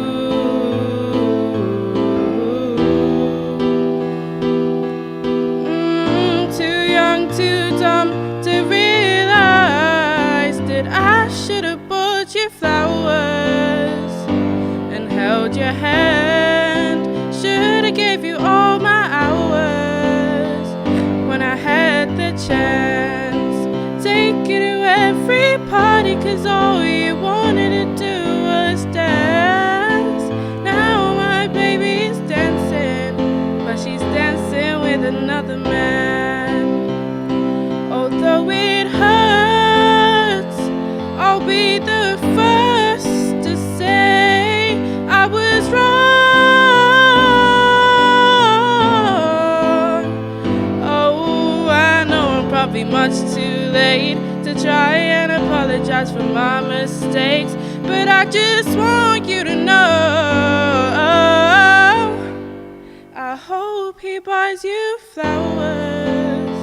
I hope he holds your hand, gives you all his hours when he has the chance.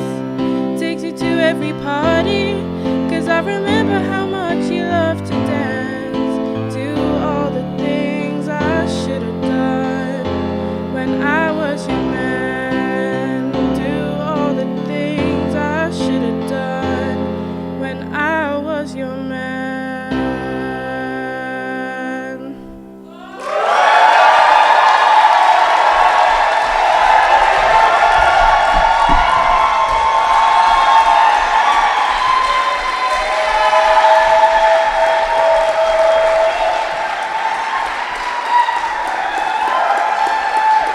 And next up is Harry.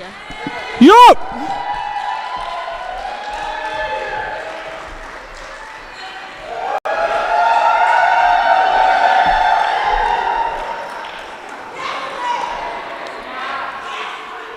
It's finished.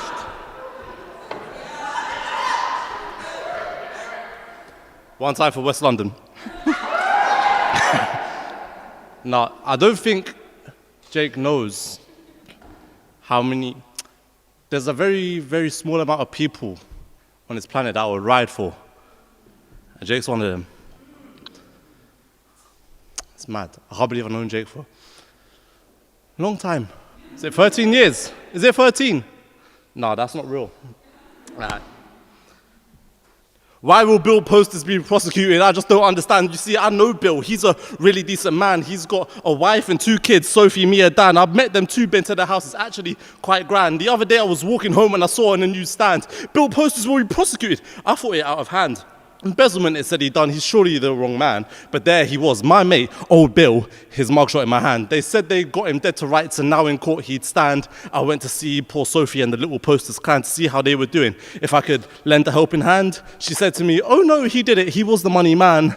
I left the house quite dazed, thought to myself, well, damn. I went to watch the trial. Bill saw me and he smiled. Then he pled guilty and they took him away. I won't be seeing Bill for a while. Cheers.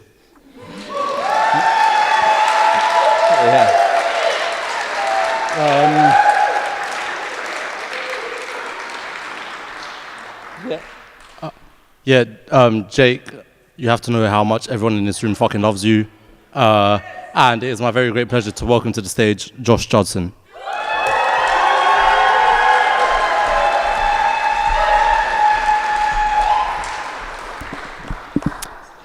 Hey, yo. How are we doing? Are we all having a nice time? I spilt natural wine into the floorboards of this church, which is about what I expected of myself. I brought a lot of wine, so if you want some wine, I got cups as well, so that I see Mandisa. This is called My Friends. My friends who work as bouncers. My friends who hug the half-light. My friends in constant contact. My friends with halos smoking. My friends all different poses. My friends in downward spirals. My friends who live on WhatsApp. My friends who work until dawn. My friends who are my family. My friends loving each other. My friends who come from weekends. My friends who are the weekend. My weekend, who my friends are. My money, different poses. My place inside the construct. My phone dropped down the toilet. My love, fantastic. My limits, sleeping with me. My teeth all ground like flour. My stomach full of bluebells. My outward face completely. My comfort left on park bench. My tote bag full of God knows. My love for coffee sated. My friends who say they miss me.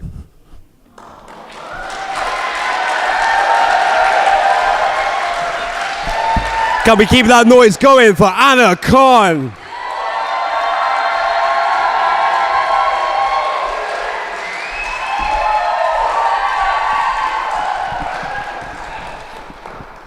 Hello.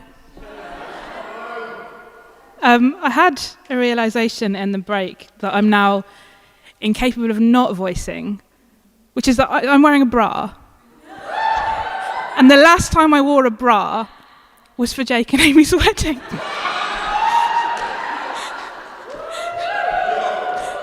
just thought I'd let you know that. I'm going to be a bit self-indulgent and do a poem that's tangentially got Jake in it. It's mostly about Amy and Billy, but it does tangentially have Jake in it. So I thought I would do it. The Hebrew is the 3 brachot that we say at Shabbat. So the first one for the candles, the second for the wine, and the last for the bread. It's called This Was Meant to Be an Elegy for Candlesticks. Baruch atah Adonai Eloheinu melech ha'olam. I used to recite you without thought or understanding. Not understanding was fine when we were given permission to play with fire. No better, play with fire with our eyes covered. Asher kirishani b'mitzvotav v'tzivanu lahadlik ner shel Shabbat.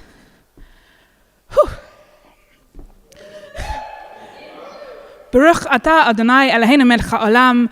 Amy and I stumbled through you the other night with her baby windmilling on my chest. This is how long ago it was. With gin and ginger beer in our glasses, posh ginger beer. And her fiancé, that's Jake, in the next room. And her fiancé in the next room sorting dessert. And now I think about it, I feel like Jake is just kind of perpetually in the next room of my life sorting dessert. It wasn't even a Friday. We just felt blessed. Berei peri hagafen. Baruch atah Adonai Eloheinu melech ha'olam, promising nothing but humility, doing what is right. What kind of bread will be gifted this baby, and her heft, and her safety, and her well-fed drowse?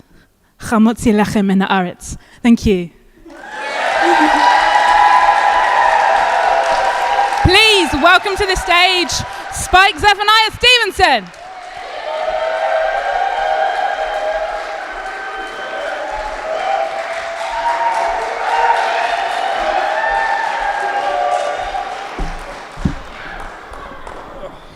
Good evening. I very nearly didn't make it today. I only arrived about 20 minutes ago, so I'm still a little frazzled. This is a wonderful venue. I've never been here before. And I wasn't really sure what I was going to perform when I showed up here tonight. I often just kind of let the vibe of the night and the venue decide that. So I'm going to do that. I have a poem that's appropriately gothic and about friends. It's not particularly related to tonight, but I'm going to go with that. So yeah, this is The Horrors of Cushing and Lee.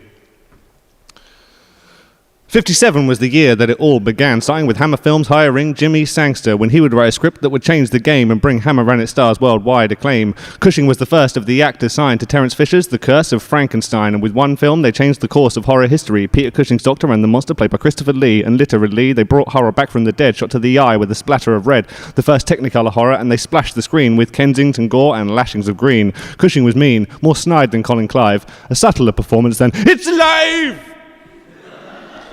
But then Karl, he left big shoes to fill, one of the hardest reboots to choose to film, and while Cushing brought a sinister charm and eloquence, Lee's creature scenes leave a lasting resonance.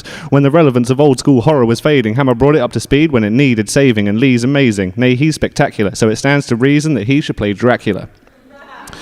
1958, a year later, and the guys are back with Peter Cushing as the one man wise to Drac. He's still a doctor, but he's the man helping. First he was the Baron, and now he's Van Helsing, a fight to the death, and the stakes are high. One mistake, he'll die, so he takes his time, and he waits for light, knowing vampires can't handle it, finishing him off with a cross made of candlesticks. Thanks to script drip with finesse, and a little bit of blood from its victims next. But which was next to follow up this big success? Because Chris was set to star in many pictures, yet there are countless counts, but Lee's better than most. See, inconceivably, he even beat Bela Lugosi. Well, I mean, mostly.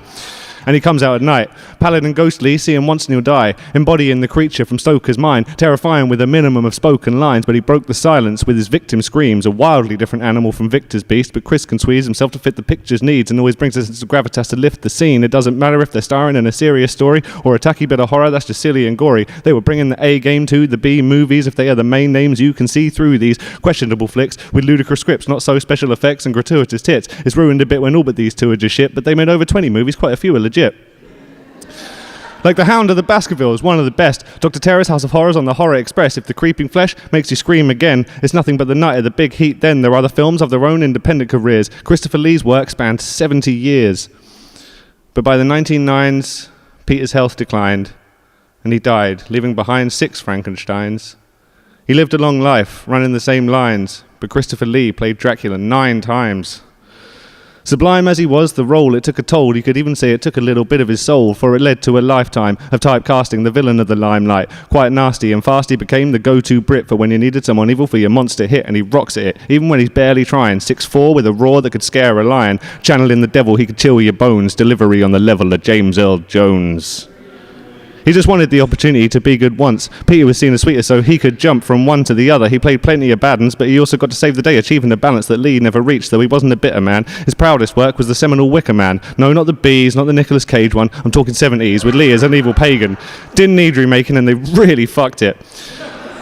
But back to the reputation that Lee was stuck with. Here's an example of what I'm trying to say. Tolkien himself chose him as Gandalf the Grey because they were friends and he saw past the villain. Then when they made it, they gave the part to Ian McKellen, and yeah, he's compelling, but Chris not only lost out on it, he was cast as an evil wizard, which seems cruelly ironic.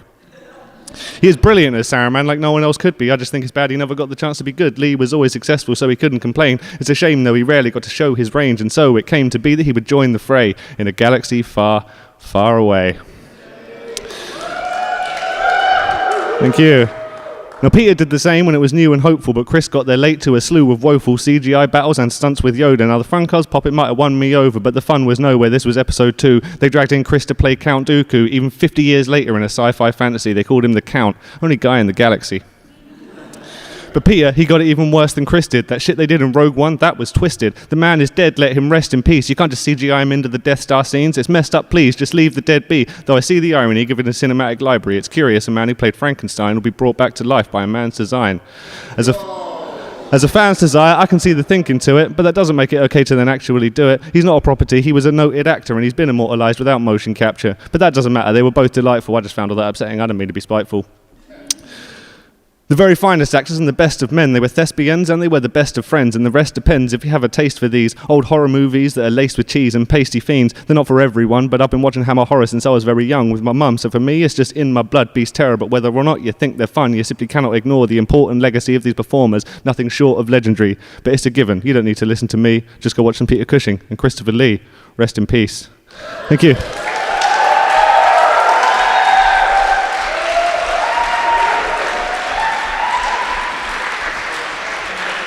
I don't know who I'm supposed to be introducing.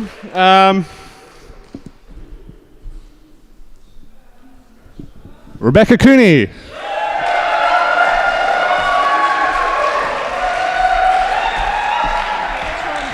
I think this one. Okay, cool. Jake, thank you so much for tonight. It's been fucking amazing. You are one of the warmest people I know, and I think it is a special kind of magic that you can summon a spotlight and bring people to just be themselves, and it's incredibly beautiful. So thank you so much for that, mate. It's a fantastic night.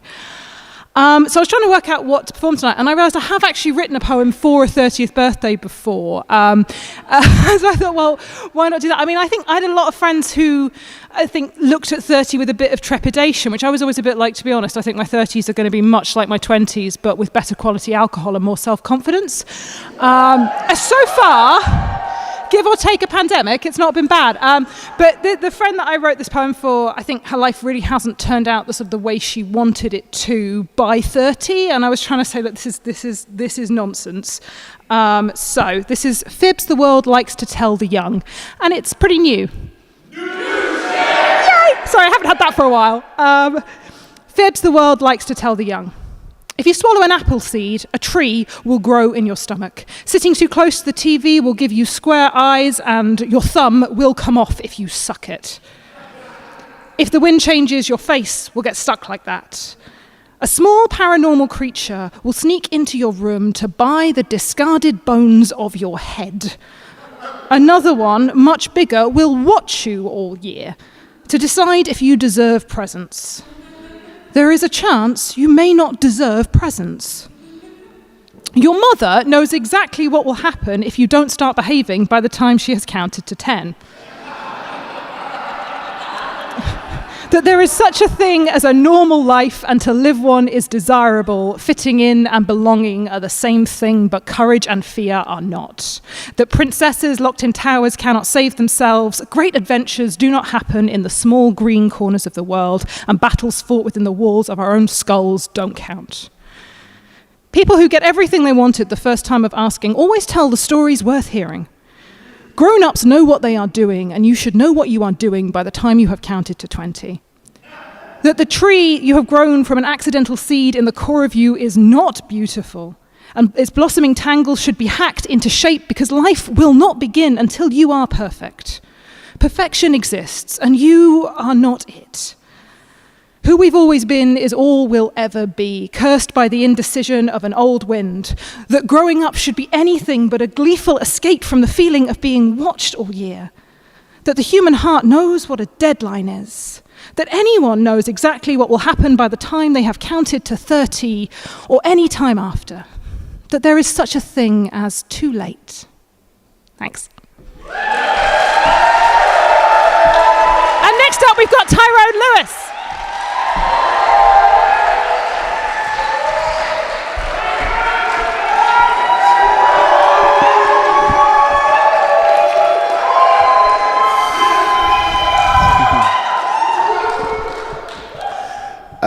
I told myself I wasn't going to use this opportunity to promote the open mic night I'm hosting next week, so I'm not doing that.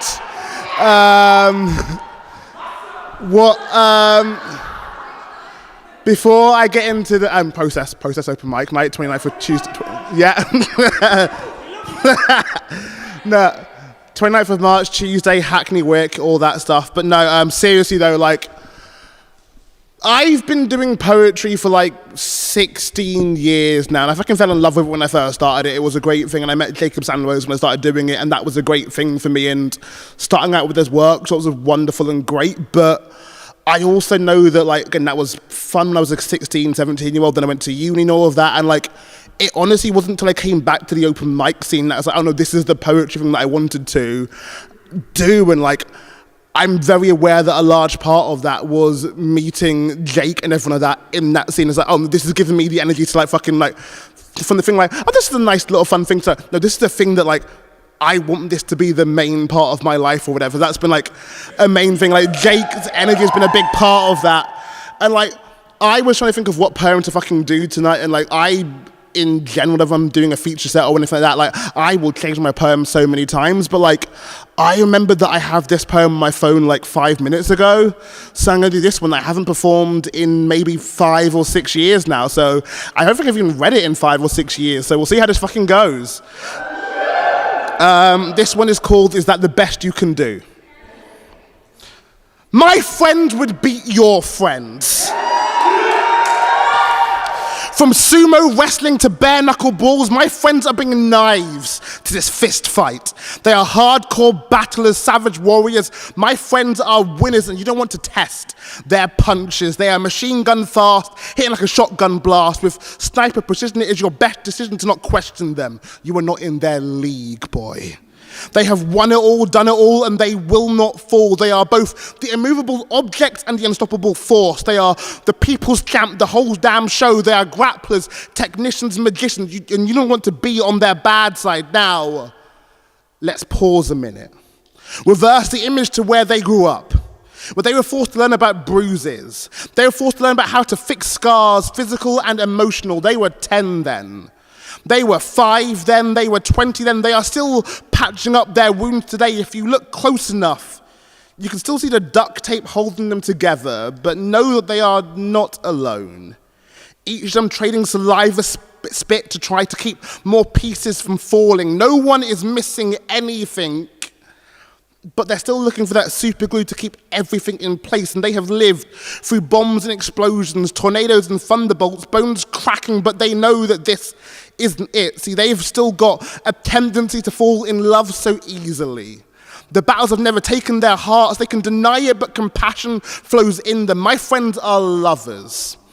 Some of them may be too much, though I wouldn't dare stop them. It's just one of those things that's just one of the things that they do. That's one of the moods they can be in. They're slaves to their guts on, clad in mood-ring armor, decorating their faces with their favorite type of war paint, and I am thankful for them, as they simultaneously are my map and travel guide, leading me back to finding who I am. I am never lost, but they help guide me when I am falling astray. They're teaching me to accept my imperfections and not reject them. Left the phrase, "you matter," echoing in my head, and made the silence without them not feel like torture. Now my silence dances, and I feel there's never been a truer title for them than friends. And see, my friends would befriend your friends. They would befriend all of you. They'd break clocks in an attempt to give you as much time as you needed. They are armed with an unlimited supply of hugs, and then they gladly dispense. And there's always a seat beside them in a pub, and they were equipped with non-judgmental ears. And that being said, they've got backhanded to knock you back into your place when you say or do something truly stupid. I do not know what I have done to deserve them, and I definitely haven't earned them, but I won't question the why. I just appreciate that if it's a thing between your friends and my friends, just know my friends are going to win. Thank you.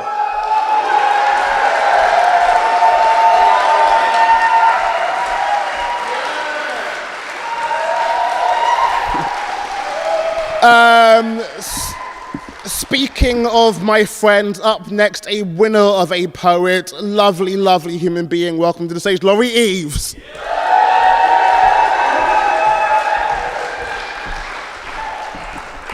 Thanks, Tyrone. We are friends.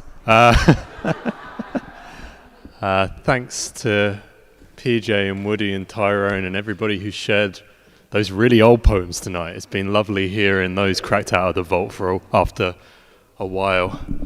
I feel like I'm back at Forget What You Heard or something. It's mad. Everyone having a good party? Nice. Jake, thanks so much for having me and this and all of us, and we owe you so much.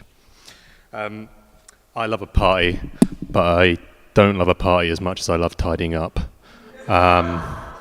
So when you have a party, you often do tidy up afterwards, though. So this is about tidying up after a party. It's for Jake, it's for Amy, it's for their family.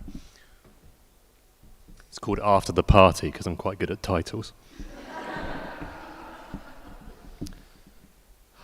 After the party, socks sprint upstairs and we soak in the silence. Peel plastic plates from palm-pulped cake. Brillo bacon fat from grouting. And your thumbs sculpt my hip bones. And your head tips to my shoulder blade. And I slip 2 cracked calluses in your denim mini pocket. Skywards, the ceiling sings. Thank you very much.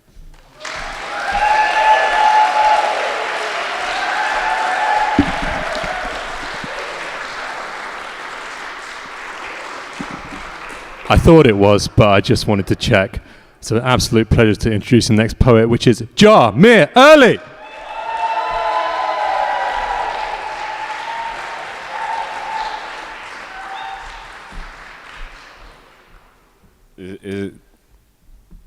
Yes? Maybe? Cool. Hi, I'm Jeremy Early. I'm an improv poet. Some of you know me. Those of you who don't, well, I was the loud guy interrupting your conversations from far off. That voice you heard in the distance being obnoxious was me. Thank you. Thank you. But it's about Jake. So, Jake, it's your birthday and you're turning 30. I like that you've gathered everyone for turning 30. You know, in 5 years, we'll gather again for you turning 35, and another 5 years at 40, we'll gather, and then after that, it's every 10 years till, you know, there's not enough of us to fucking gather. So it being...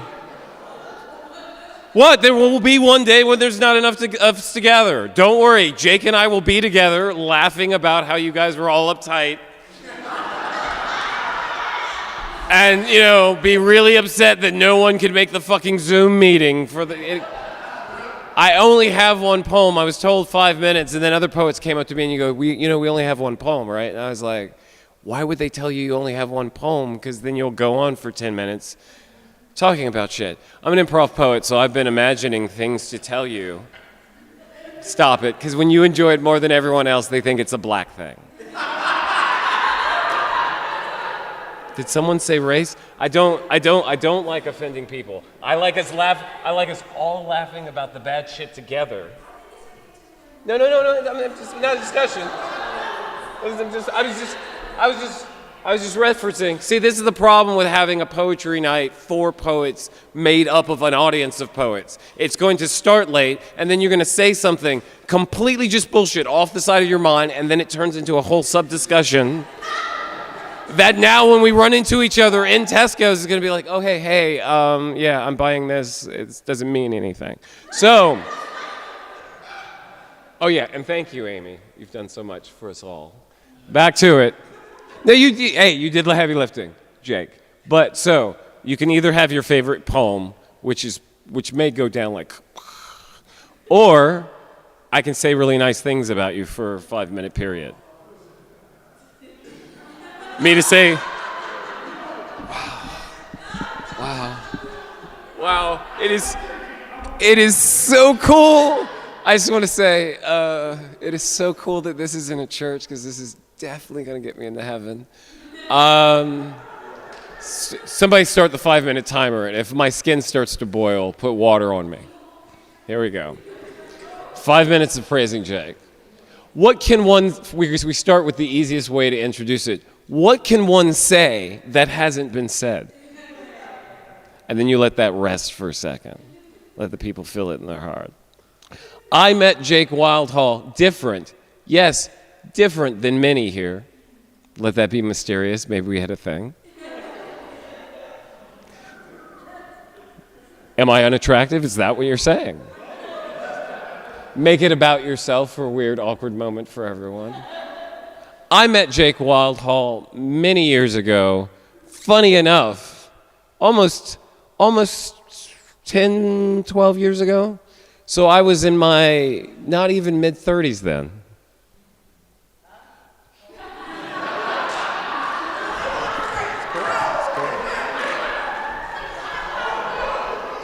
Praise Jake.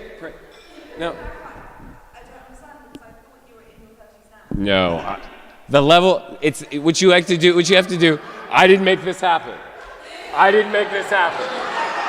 said, I want to clarify. I did not plan to come to Jake Wild's birthday party and then be personally interviewed. I didn't make this happen. Jake and I have an interesting biochemistry when together. Weird shit happens. Jake is the only poet I have ever wrestled at a poetry night. The repeat beat poet is laughing because it was at his poetry night, and he said, and I quote, "Come on, guys, can't you be mature?"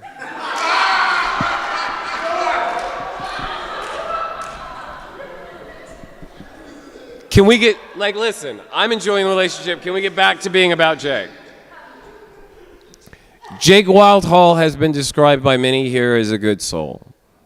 I have known him as a wild, rapacious, incredible child, so reflecting of my own that when we stood together, just weird shit happened.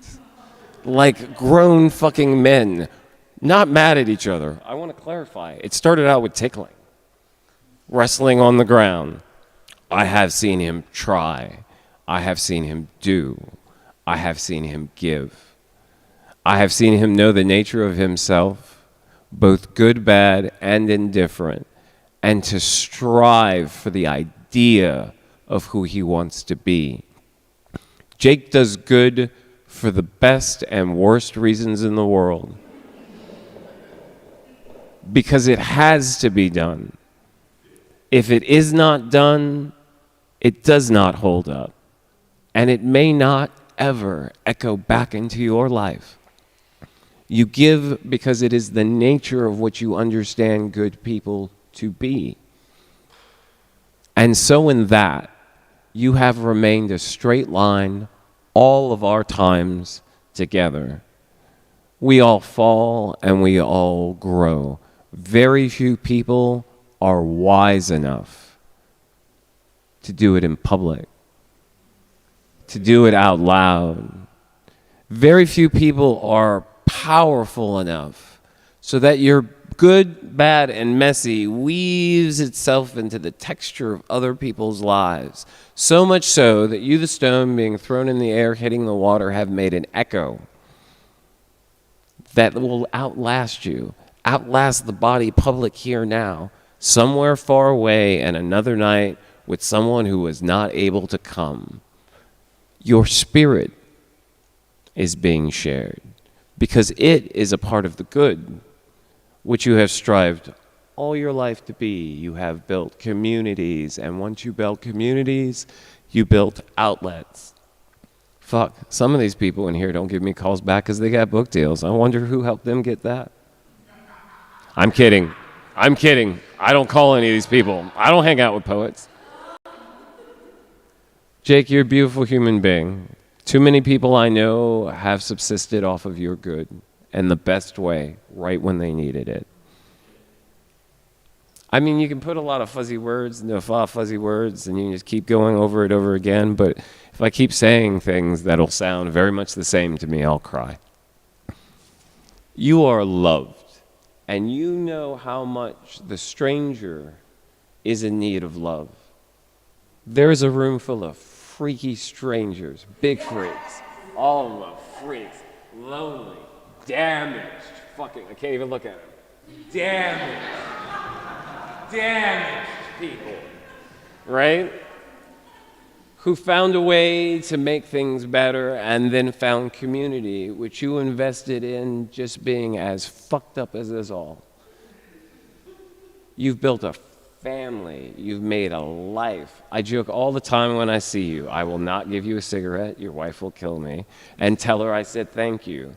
But the truth is, all of this, all these people in your life, all of this sustenance came from a stupid, wild kid who had an understanding about who he wanted to be and paid the cost. I'm proud of you. Thank you. Cry, you motherfucker. I like you. And you know how I fucking am, right? I like you. And the most important thing, fuck these people, the most important thing to me is an interesting narrative. I haven't become disinterested yet.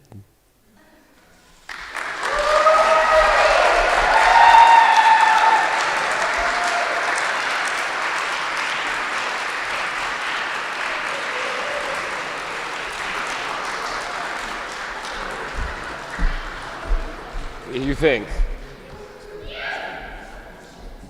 Kareem.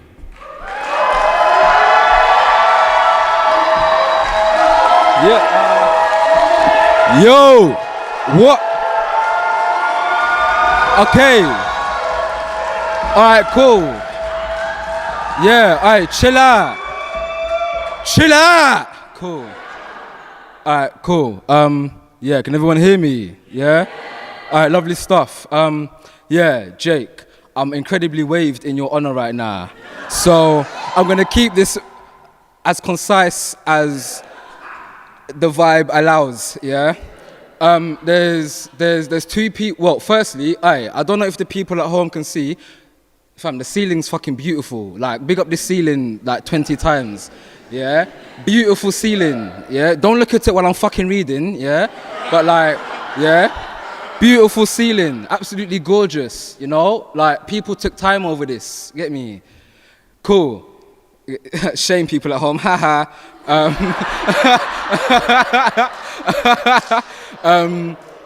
Yeah. I'm sure Jake's gonna shout them out, but big up all the tech people, them, and all of that, yeah. I'm sure you have names and are autonomous and that.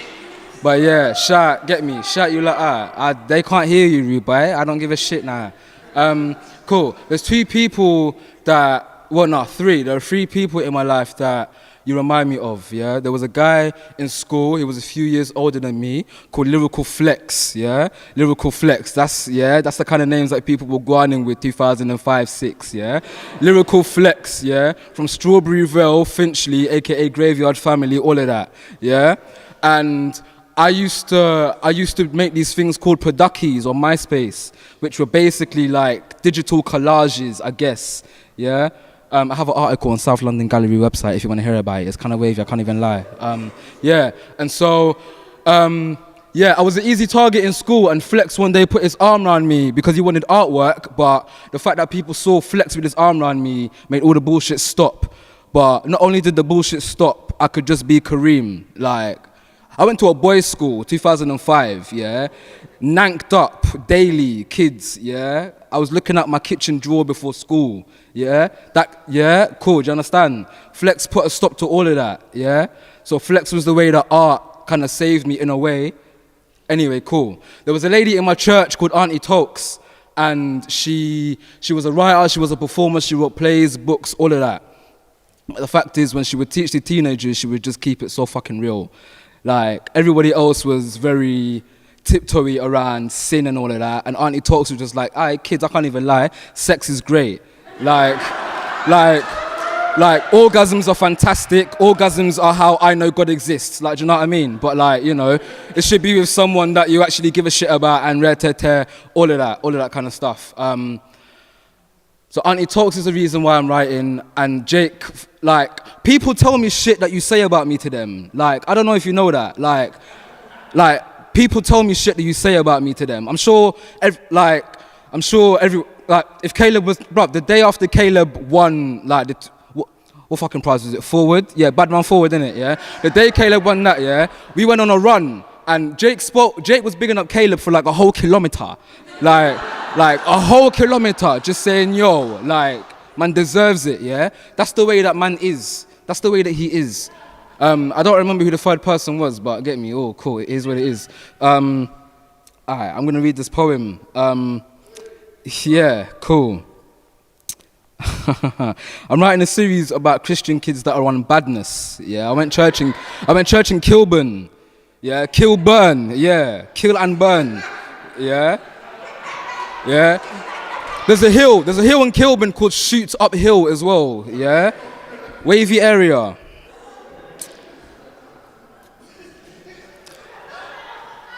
I am a good Christian boy. I only sin with other Christians.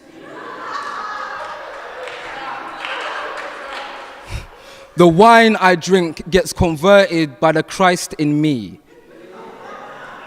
The only swears I say are holy shit and fucking hell.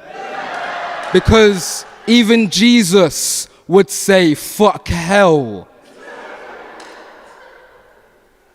I was a good Christian boy.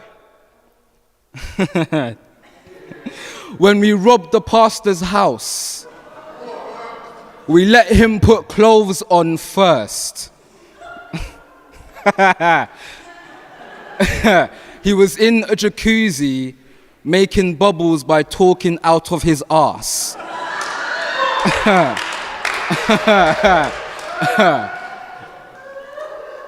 We threw him off the balcony. At least we made an angel show. Yeah.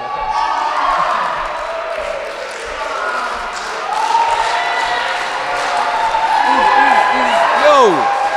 Hey, so. Hey, Jake. Hey, make some noise for Gecko.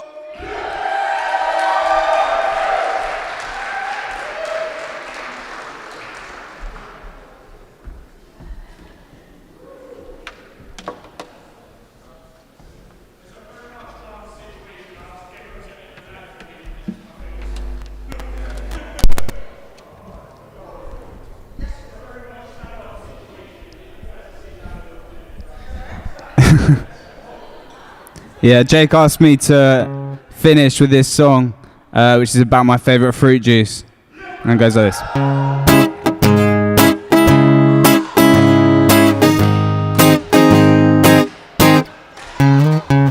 Imagine if they made a drink that was the best of all drinks. Keep picturing that drink. That drink is guanabana. Imagine if they made a drink that was the best of all drinks. Keep picturing that drink. That drink is guanabana. Sort this out.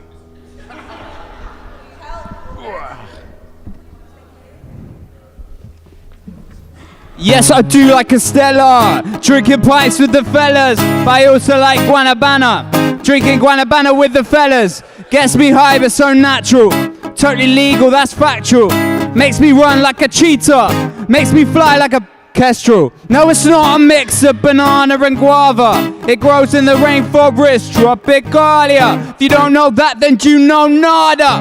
Makes me feel happy like good karma. And makes me feel safe like when I'm in a battle with armor on a llama. Imagine if they made a drink that was the best of all drinks. Keep picturing that drink. That drink is guanabana. Imagine if they made a drink that was the best of all drinks. Keep picturing that drink. That drink is guanabana. Hey, guanabana. Guanabana. Guanabana. Hey, guanabana. Guanabana.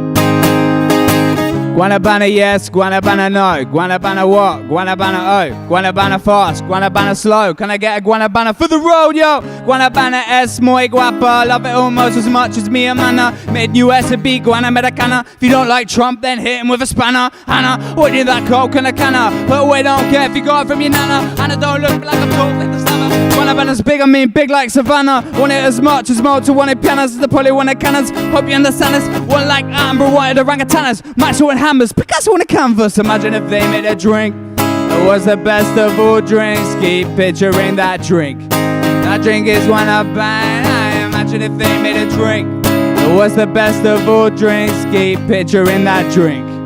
That drink is guanabana. Hey, guanabana. Guanabana. Guanabana. Hey, guanabana. Guanabana. We get a clap going. Hey.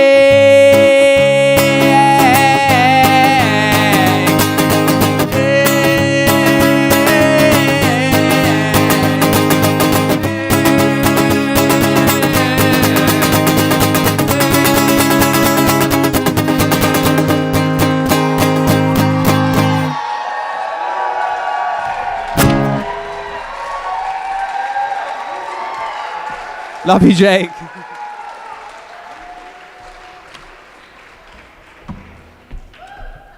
Big up this money right here, fam. What do you mean? Yeah. Yo, thank you, Gabriel. Thank you for Sugar for hosting the night. Thank you, everyone, for coming. Last bits of housekeeping, boring stuff. I'm sorry. Please put all of your empty shit in a bin, because the person who rented me the venue already came and said, oh, that's a lot more alcohol than I thought. And I said, it was my 30th birthday. What did you think? He was wearing a QPR top as well. And I was like, well, you're a dickhead. You have surly the name. I've started drinking, so it's getting a lot more ridiculous. I've been drinking. So yeah, let's clear up, and then we'll all wait outside and come and chat to me, and I'll say I love you all more. But yeah, you lot are literally the best people in the whole. Oh, one more? Nah, but you've got to start a chant.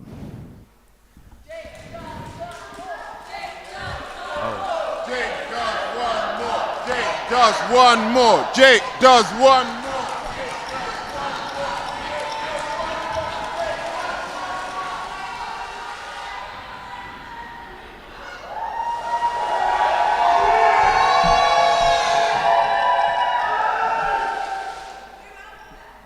No, I don't. I won't do old. Cool. I'll do. Cool. No. Cool. I love poetry, so what way to end except for on a poem which is about how I feel about poetry. Cool. And I I wrote it reading Jack Underwood, who, that book changed me. But like so many of you have.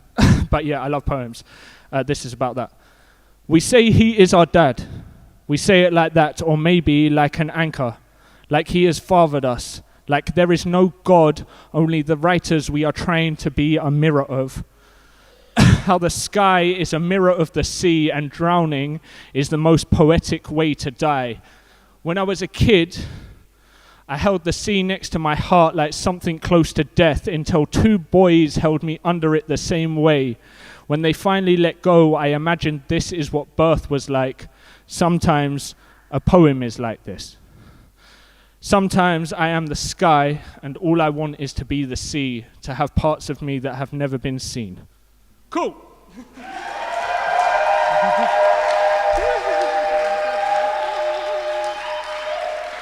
All right, let's go. What are you doing? Are you saying stuff? Yeah, one thing. Yeah. Can everyone say thank you to Jake? No, I know. No, you need this. You need this.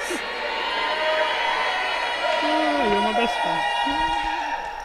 All right, let's get outside. Let's get our drinks away. I love you all. If there's anything left at the bar, take it, put it in the bin. Please be tidy. I love you all. Bye. Oh! On May 12th, we're holding another event here. Please come to it. Take a flyer for it. It's got a QR code on it, so you can just scan and buy a ticket. Cool. If you all come again, we will sell out. Cool.